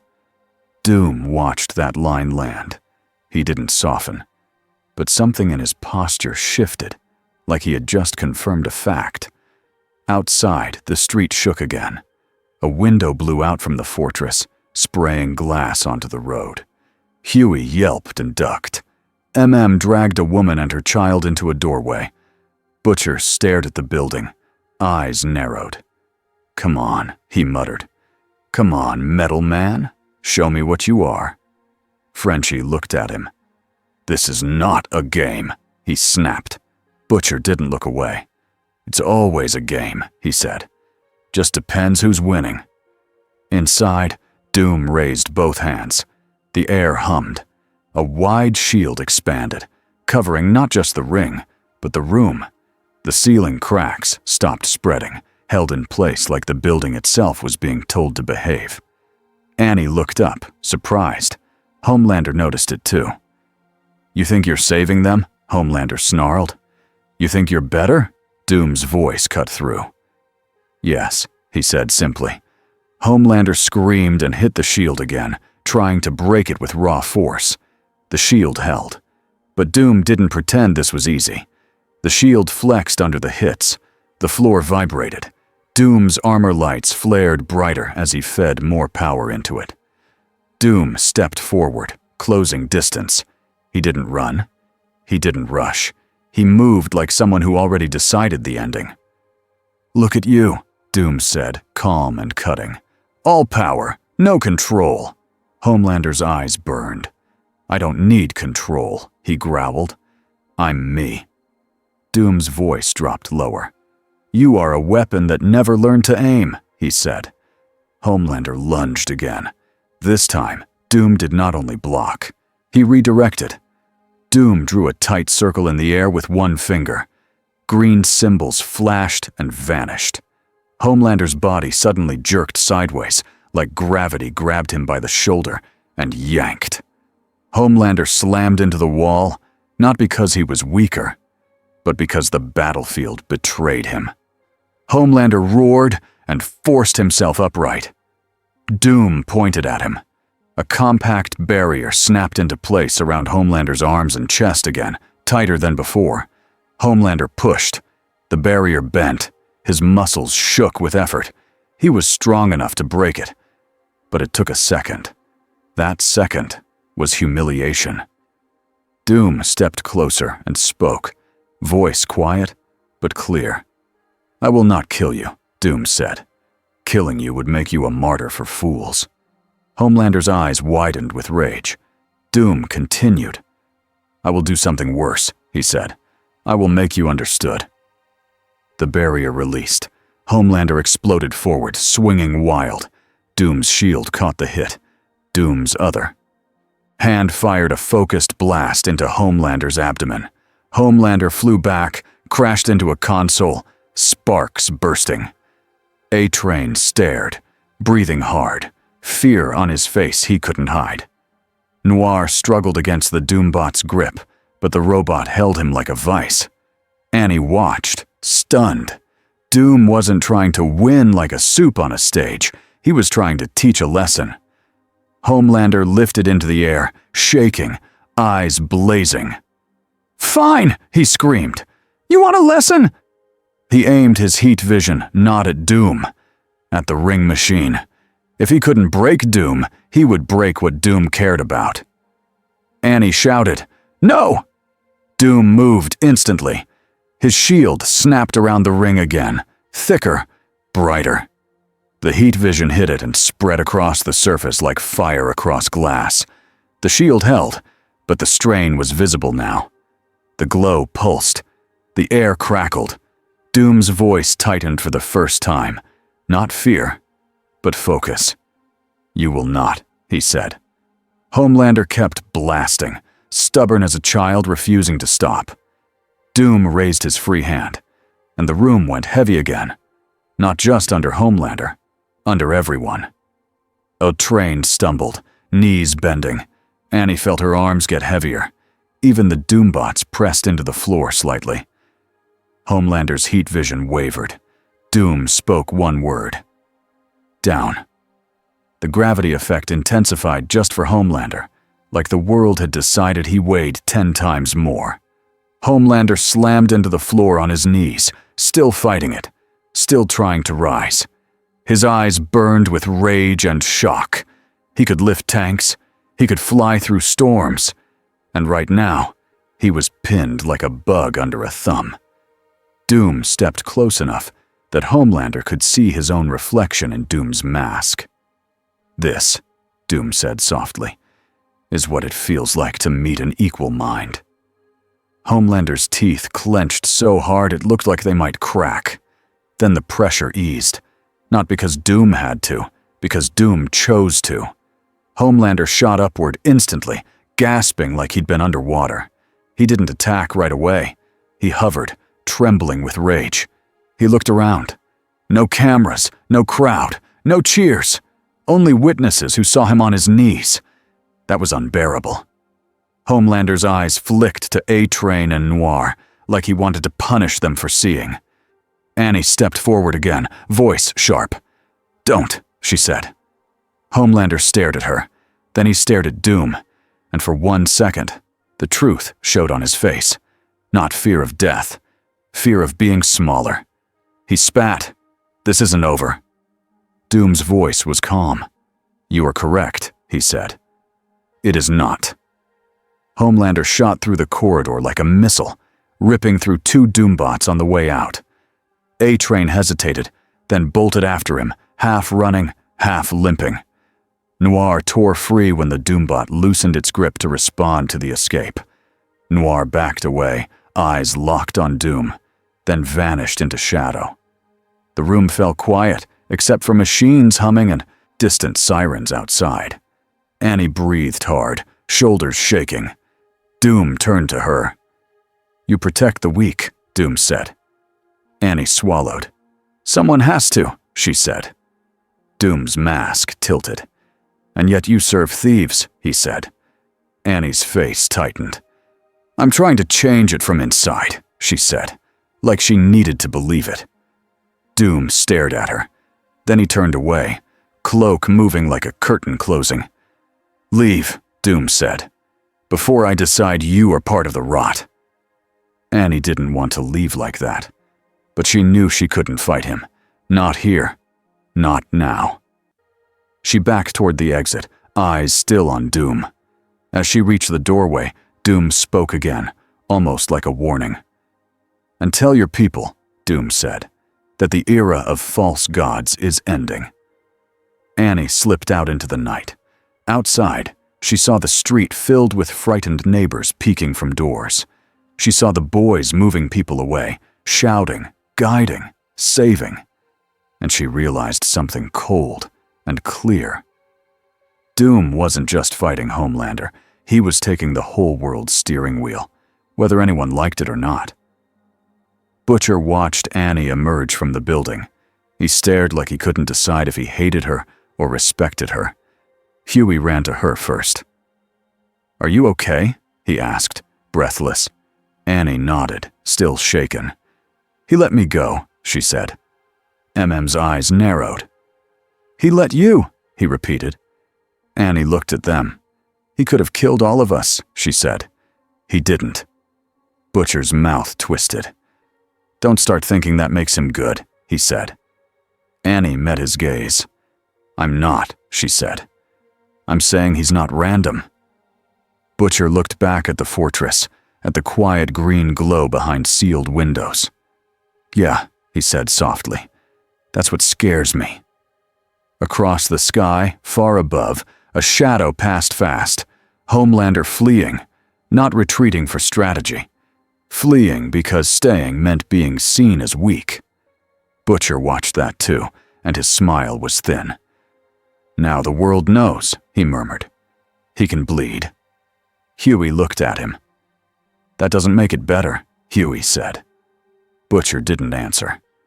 Because he didn't know if it did. He only knew the game had changed, and the man in the mask was now one of the biggest pieces on the board. Inside the fortress, Doom stood before the ring machine again. He placed a hand on the cold metal frame. The battle had not damaged it. His shields had held. His control had held. Doom looked at the city map on his screens. Signals, networks, fear lines. He spoke quietly to himself, like a king planning tomorrow. "This world will learn," Doom said. Outside, people whispered his name with fear and hope mixed together. Dr. Doom. And that mix was the start of something dangerous. Something that would not fit into Vaught's scripts. Something that would not fit into the old world at all. 2 weeks changed the city's habits. People stopped, trusting Vaught's breaking news banners. They watched anyway, like it was a bad habit. But they didn't clap as fast. People also stopped walking past the river at night, because the building with sealed windows kept humming. And sometimes, a thin green light slipped out from cracks, like it was breathing. Rumors grew around it. Some said it was a government bunker. Some said it was an alien nest. Some said it was a new kind of soup lab. A few people said, quietly, that it was the first time in years they felt like Homelander might not own tomorrow. Vought tried to choke those rumors, the same way it choked everything else. It didn't work. One evening, a Vought transport truck rolled down a side road with no street lights. The driver had been told it was routine. He was paid extra to ask no questions. The truck was full of sealed crates, no labels on the outside, but everyone who mattered knew what was inside. Compound V. The driver kept both hands tight on the wheel. His eyes kept checking the mirror. 2 Vought security SUVs followed behind him, black windows, silent. He told himself this was fine. This was always fine. Then the road lights flickered. The engine sputtered, like it had swallowed sand. The radio popped with static. Then a calm voice filled the cab, too clear to be normal. "Stop the vehicle," the voice said. The driver's throat went dry. "Who is this?" he croaked.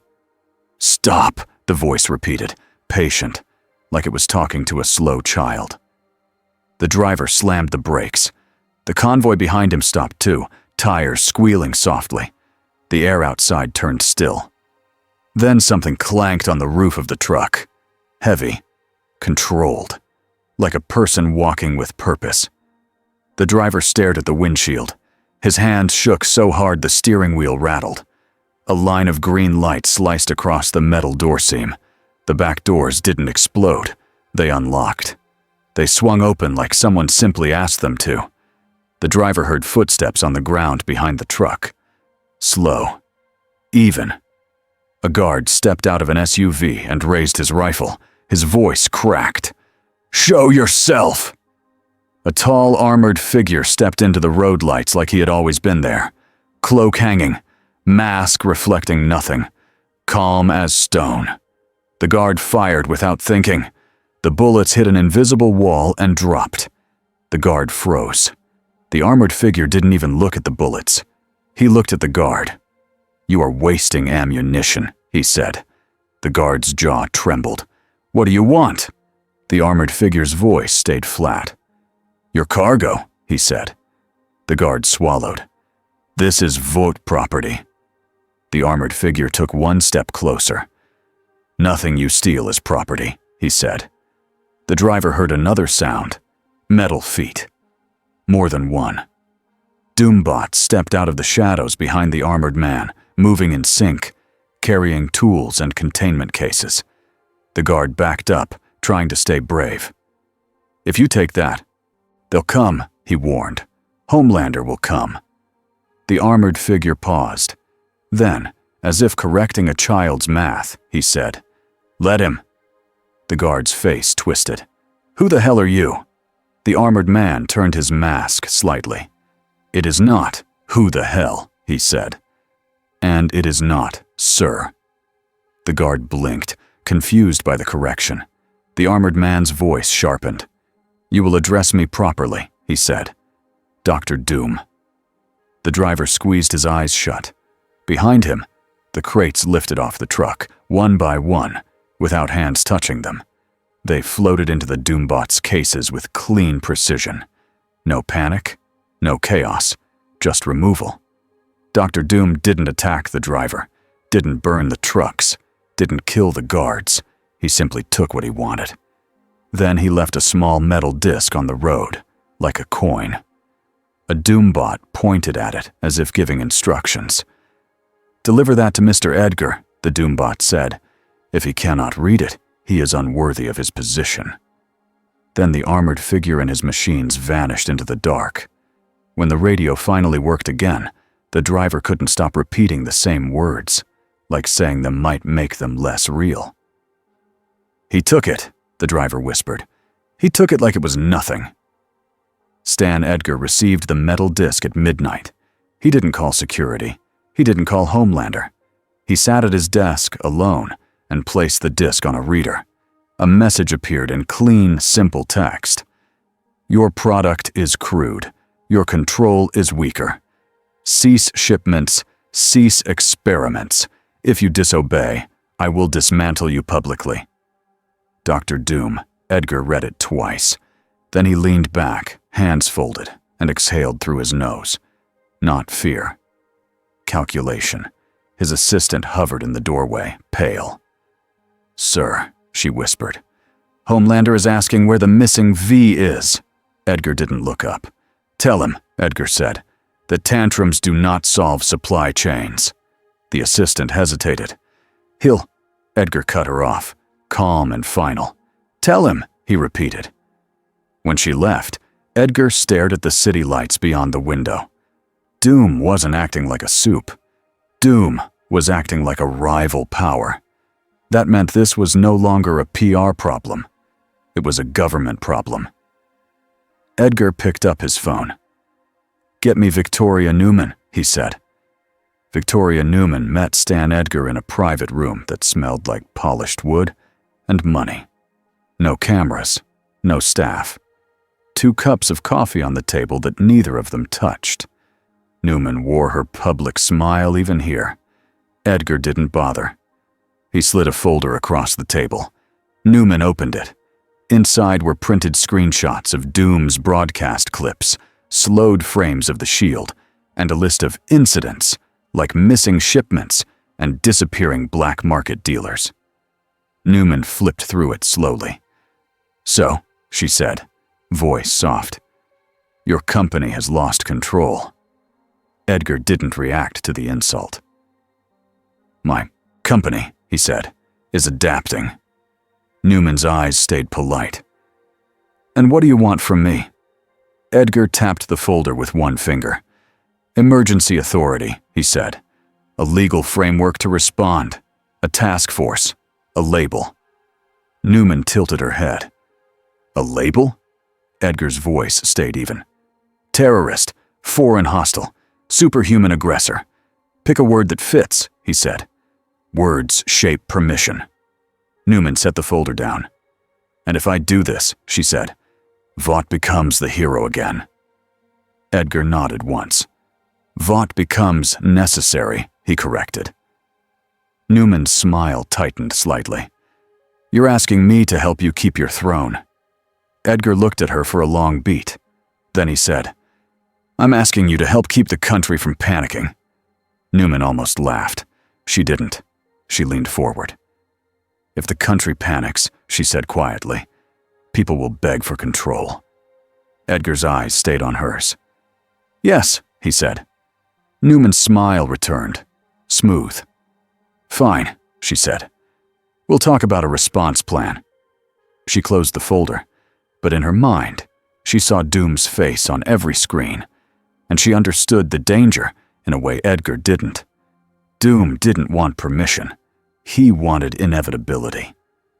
Billy Butcher didn't sleep much during those 2 weeks. He watched the city like a man watching a timer.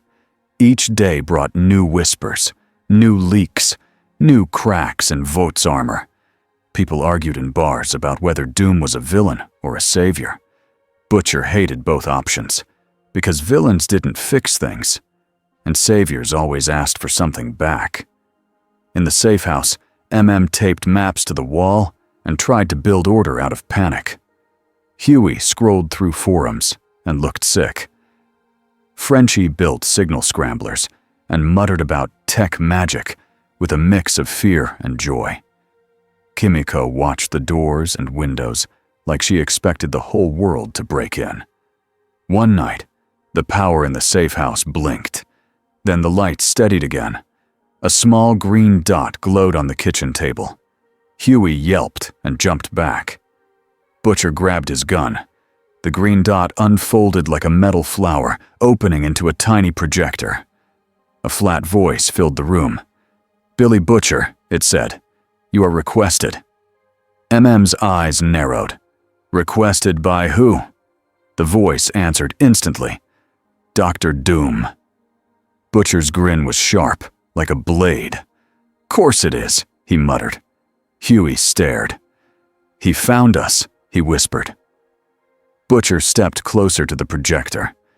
"If you want to chat," he said, loud and rude, "you can come say it to my face." The projector paused, almost like it was considering the tone. Then it spoke again. "Dr. Doom does not chat," it said. "He meets. Location will be provided. Come alone." MM snapped. "No!" Butcher didn't look at him. "I'm going," he said. Huey's voice cracked. "That's a trap." Butcher's eyes stayed cold. "Yeah," he said. "So was the day I met Homelander." The projector added one last line, quiet but clear. "Dr. Doom can remove Homelander," it said. "Permanently. The room went silent. Huey swallowed hard. MM's face tightened like it hurt. Butcher didn't blink. He just said, "Send the address." Butcher met Doom in a place that felt wrong for a king. An old, underground rail tunnel, sealed off from public lines. Dust on the tracks. Water dripping somewhere far away. No rats. No graffiti. Too clean. Doom stood in the center, alone, cloak still, like the tunnel air respected him. 2 Doombots waited behind him, motionless. Butcher walked in with his hands open, gun hidden but present. He moved like he was approaching a lion that might be bored. "You've got a hobby," Butcher said, looking around. "Creepy places."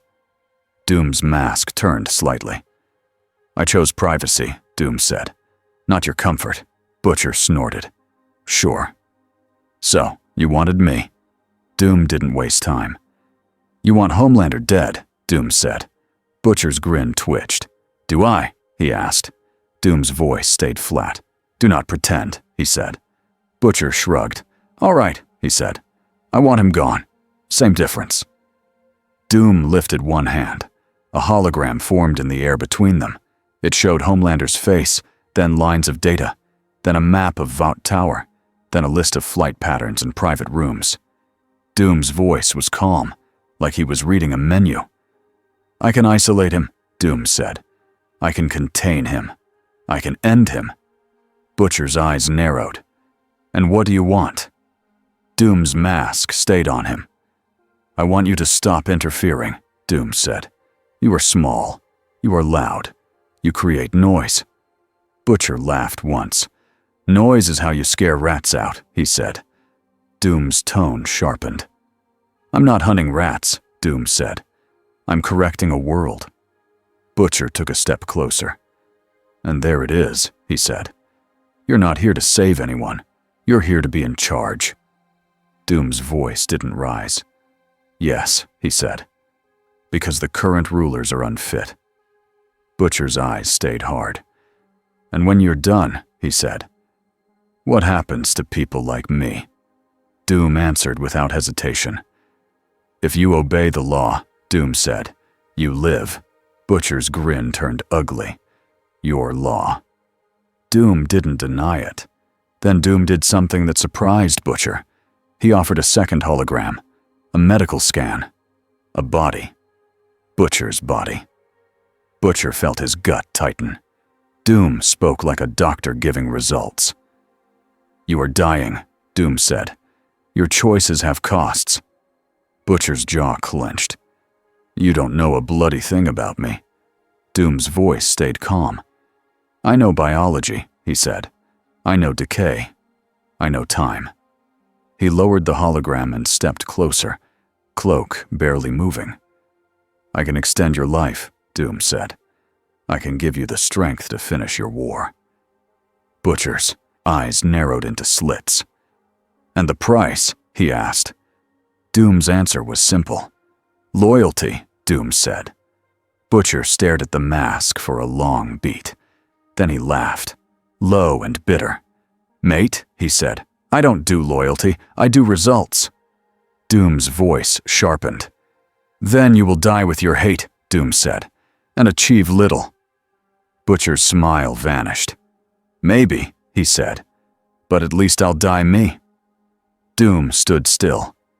Then he said, "You're stubborn," Butcher snorted.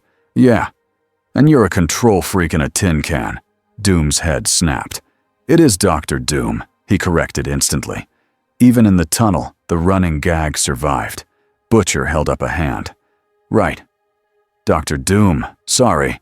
Your Majesty Doom." Doom's voice went colder. "Do not mock the title," he said. Butcher's eyes locked on him. "Then don't try to buy me with it," he said. For a moment, Doom didn't speak. Then Doom made a choice. He didn't attack. He didn't threaten. He placed a small device on the rail track between them. "This is information," Doom said. "A map of Vaught's hidden sites, names, times, routes." Butcher stared at it, suspicious. Doom continued. "Use it or don't." Doom said. "But understand this." His voice dropped, heavy. "If you stand in my way," Doom said, "I will remove you." Butcher's jaw tightened. "Get in line," he muttered. Doom turned slightly away, like the meeting was finished. Butcher grabbed the device anyway. He walked backward, eyes on Doom the whole time. As he left, Doom's voice followed him, calm like steel. "And tell the woman of light," Doom said, "that I have an offer for her as well." Annie didn't trust doors anymore, not after years of walking into rooms where smiles hid knives. So, when her apartment lights flickered and a soft green glow appeared on her kitchen counter, she didn't scream. She stared. The glow unfolded into a small projector, just like Butcher's. A calm voice filled the room. "Annie January," it said. "You were requested." Annie didn't bother being polite. "By Doom," she said. The voice paused. "Dr. Doom," it corrected. Annie rolled her eyes. "Yeah," she said. "Him." The projector displayed a location, the rooftop of an empty parking structure downtown. Annie hesitated. Then she grabbed her jacket and left, because she knew something now. If Doom wanted to trap her, he could do it anywhere. This meeting wasn't about whether she could escape, it was about what he wanted her to hear. On the rooftop, wind pushed at her hair. City lights stretched out below. Doom stood near the edge, looking out at the skyline like it was a chessboard. He didn't turn when she arrived. "You came," he said. Annie stepped closer, keeping distance. "You asked," she replied. Doom finally turned his mask toward her. "You have courage," Doom said, "and you have restraint." Annie's voice stayed sharp. "And you have robots and magic," she said. "So let's skip the compliments." Doom's head tilted slightly, as if accepting the tone. "Your world is drowning," Doom said. "Vought is poison. Your heroes are weapons without discipline. Your government is weak." Annie's eyes narrowed. "And your solution is you," she said. Doom's voice stayed calm. "Yes," he said. "Order." Annie shook her head. "Order isn't the same as justice," she said. Doom's mask angled.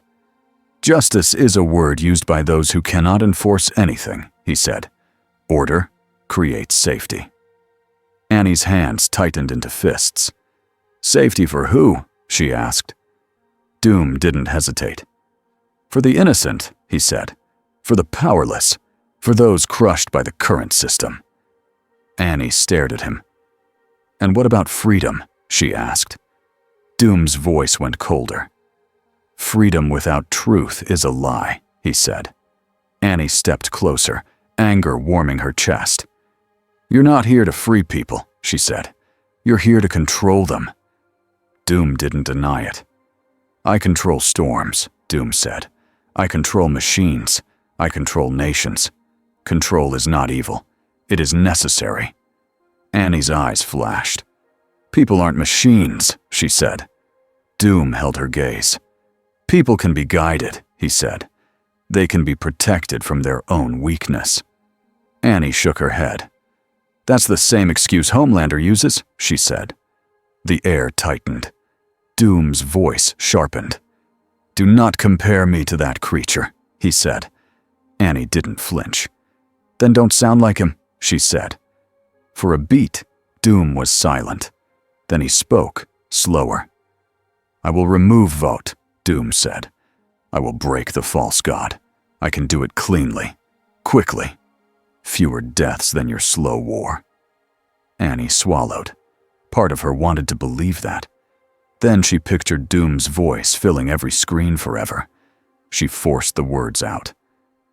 "And when you're done," she said, "you'll sit on the throne." Doom's mask stayed still.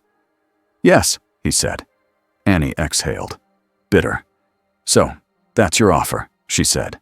"Join you. Help you." Doom answered like it was simple. "Stand with me," Doom said, "and you can shape my rule. You can reduce harm. You can protect more people than you ever could inside Vought." Annie's heart hammered. This was the temptation. Not money. Not fame. Impact. A world where kids didn't get turned into products. A world where Homelander couldn't decide who lived. Annie looked at the city below. Then she looked back at Doom. "I'm not your assistant," she said. Doom's voice was flat. "Then you will remain ineffective," he said. Annie's jaw tightened. "Maybe," she said, "but I won't become what I hate." Doom stared at her. Then he said, "You are disappointing." Annie's eyes narrowed. "Yeah," she said. "People keep telling me that." Doom turned away. Cloak. Shifting. "Leave," Doom said. "You have made your choice." Annie didn't move right away. "And what's your choice?" she asked. Doom's voice carried over his shoulder. "I will proceed," he said. Annie stepped back, cold fear settling in her stomach. As she turned to go, Doom added one more line, quiet, but clear. "Remember," Doom said, "I am not asking for approval. I am announcing a future." Homelander couldn't stand the idea of Doom offering deals. Deals were for equals. Homelander needed the world to remember one truth. He was above deals. So he did what he always did when words failed him. He tried to force the story with fear.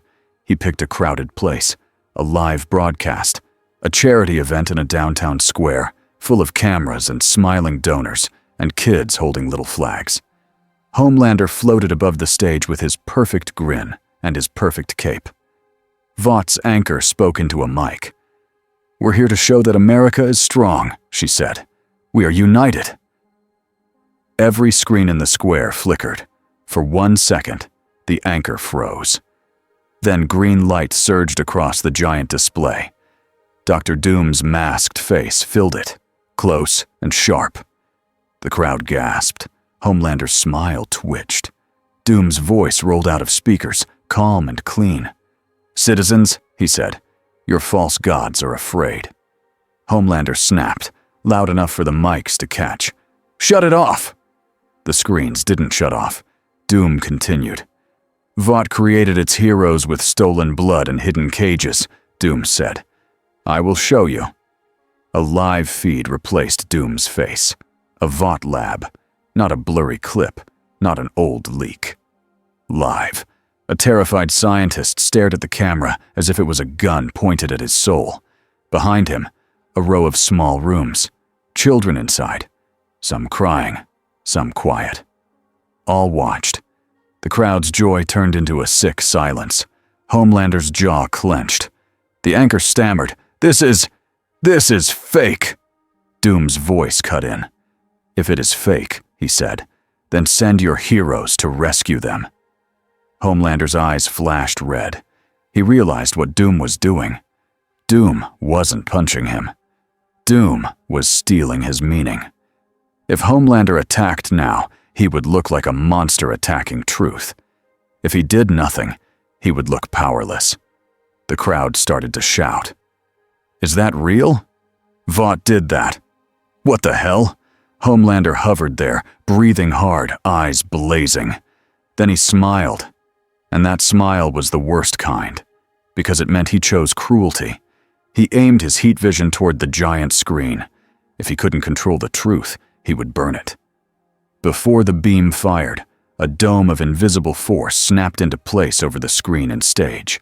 The heat vision hit it and spread like fire across glass. The shield held. People screamed and ducked anyway. On the big screen, Doom's face appeared again.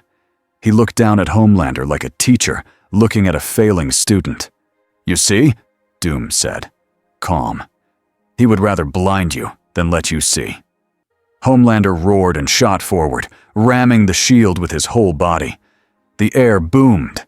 The shield flexed, but didn't break. Above the square, green lines flickered in the air, like invisible math drawn in light. Doom wasn't in the square. He didn't need to be. He was controlling the battlefield from miles away. Homelander screamed, "Fight me!" like a child yelling at a wall. Doom's voice stayed steady. "Kneel," Doom said. Homelander's eyes went wide with pure rage. "Never," he spat. Doom's reply was simple. "Then suffer," he said. The air above Homelander shifted. Gravity grabbed him again, not crushing him, but dragging him downward like the sky itself got heavy. Homelander strained, muscles shaking. He pushed against it, furious. He was strong enough to resist, but resisting looked like struggle, and struggle looked like weakness. The crowd watched. Phones recorded. Kids cried. Annie arrived at the edge of the square, pushing through people. She saw the live lab feed. She saw the shield. She saw Homelander straining in the air. Her heart clenched. This was what Doom wanted. Not just to stop Homelander, to make everyone see him stopped.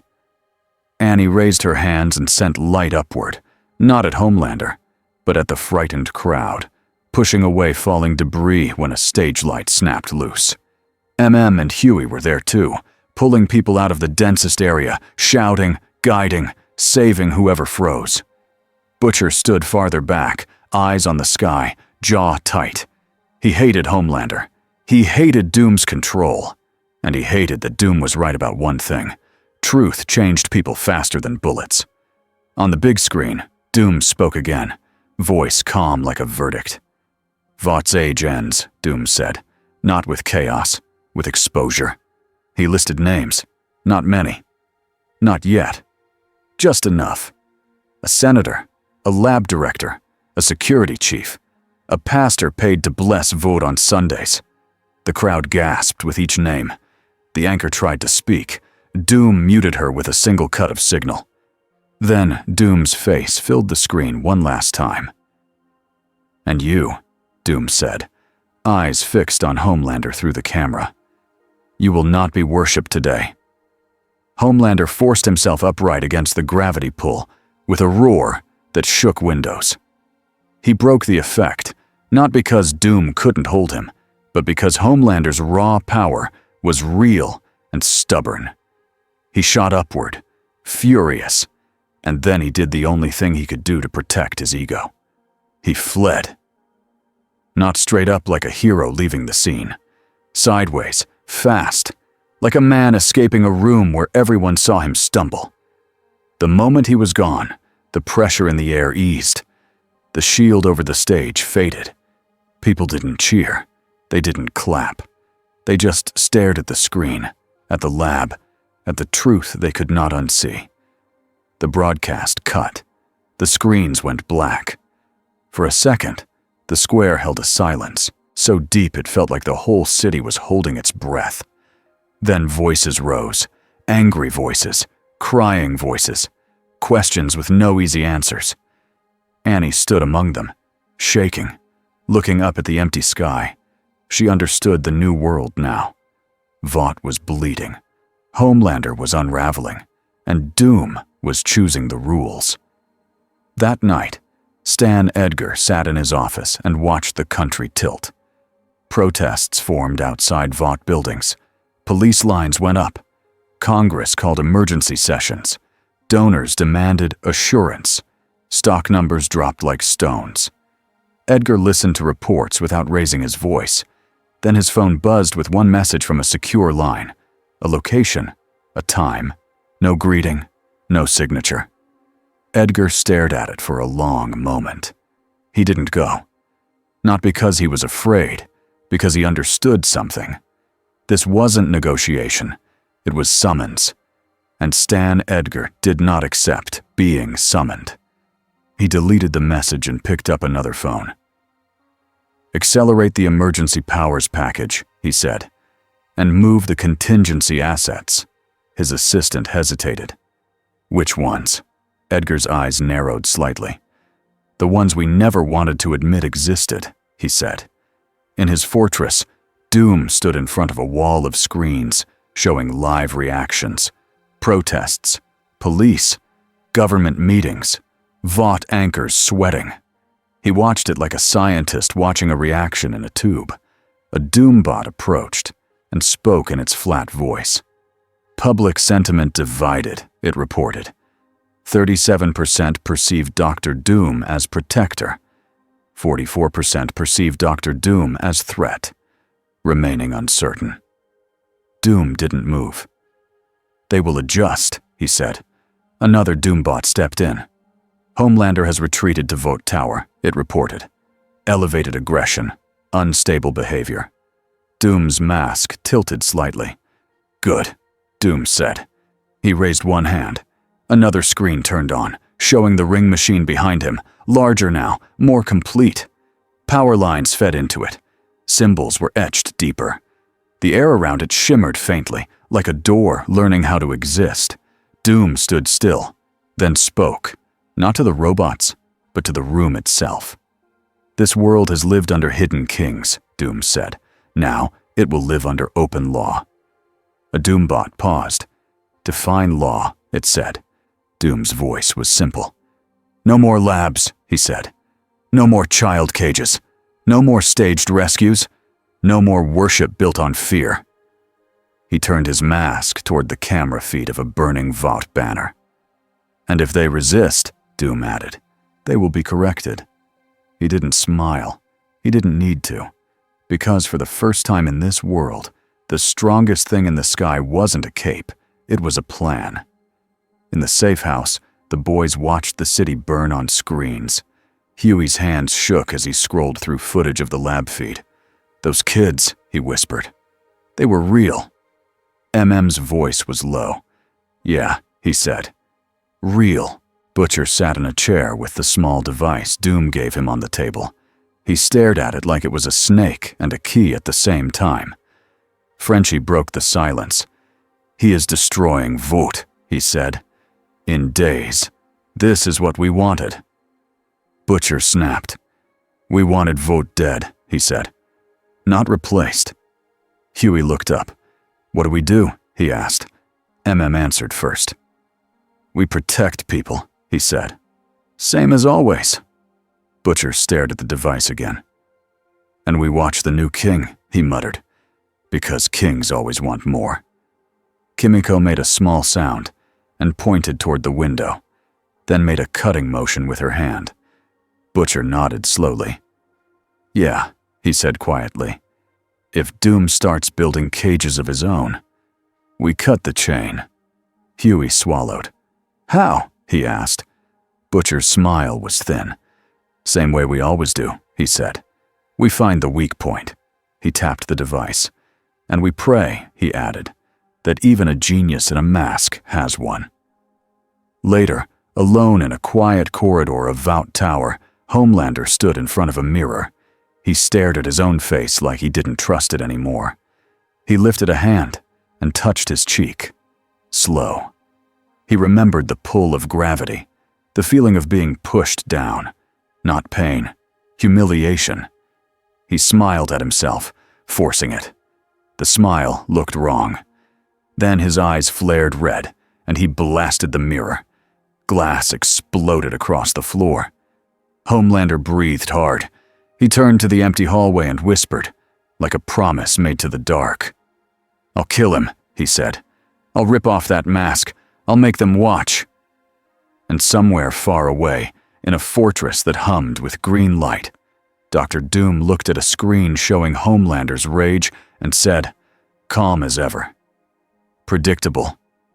Annie stood on a rooftop, watching sirens and fires and crowds. The city felt awake in the worst way. Huey climbed up beside her, breathing hard. He didn't speak for a moment. He just stood, looking out. Then he said quietly, "He did it." Annie didn't ask who. She knew. "He showed the truth," Huey said. "He broke their story." Annie nodded once. "Yeah," she said. Huey looked at her. "Is that good?" he asked.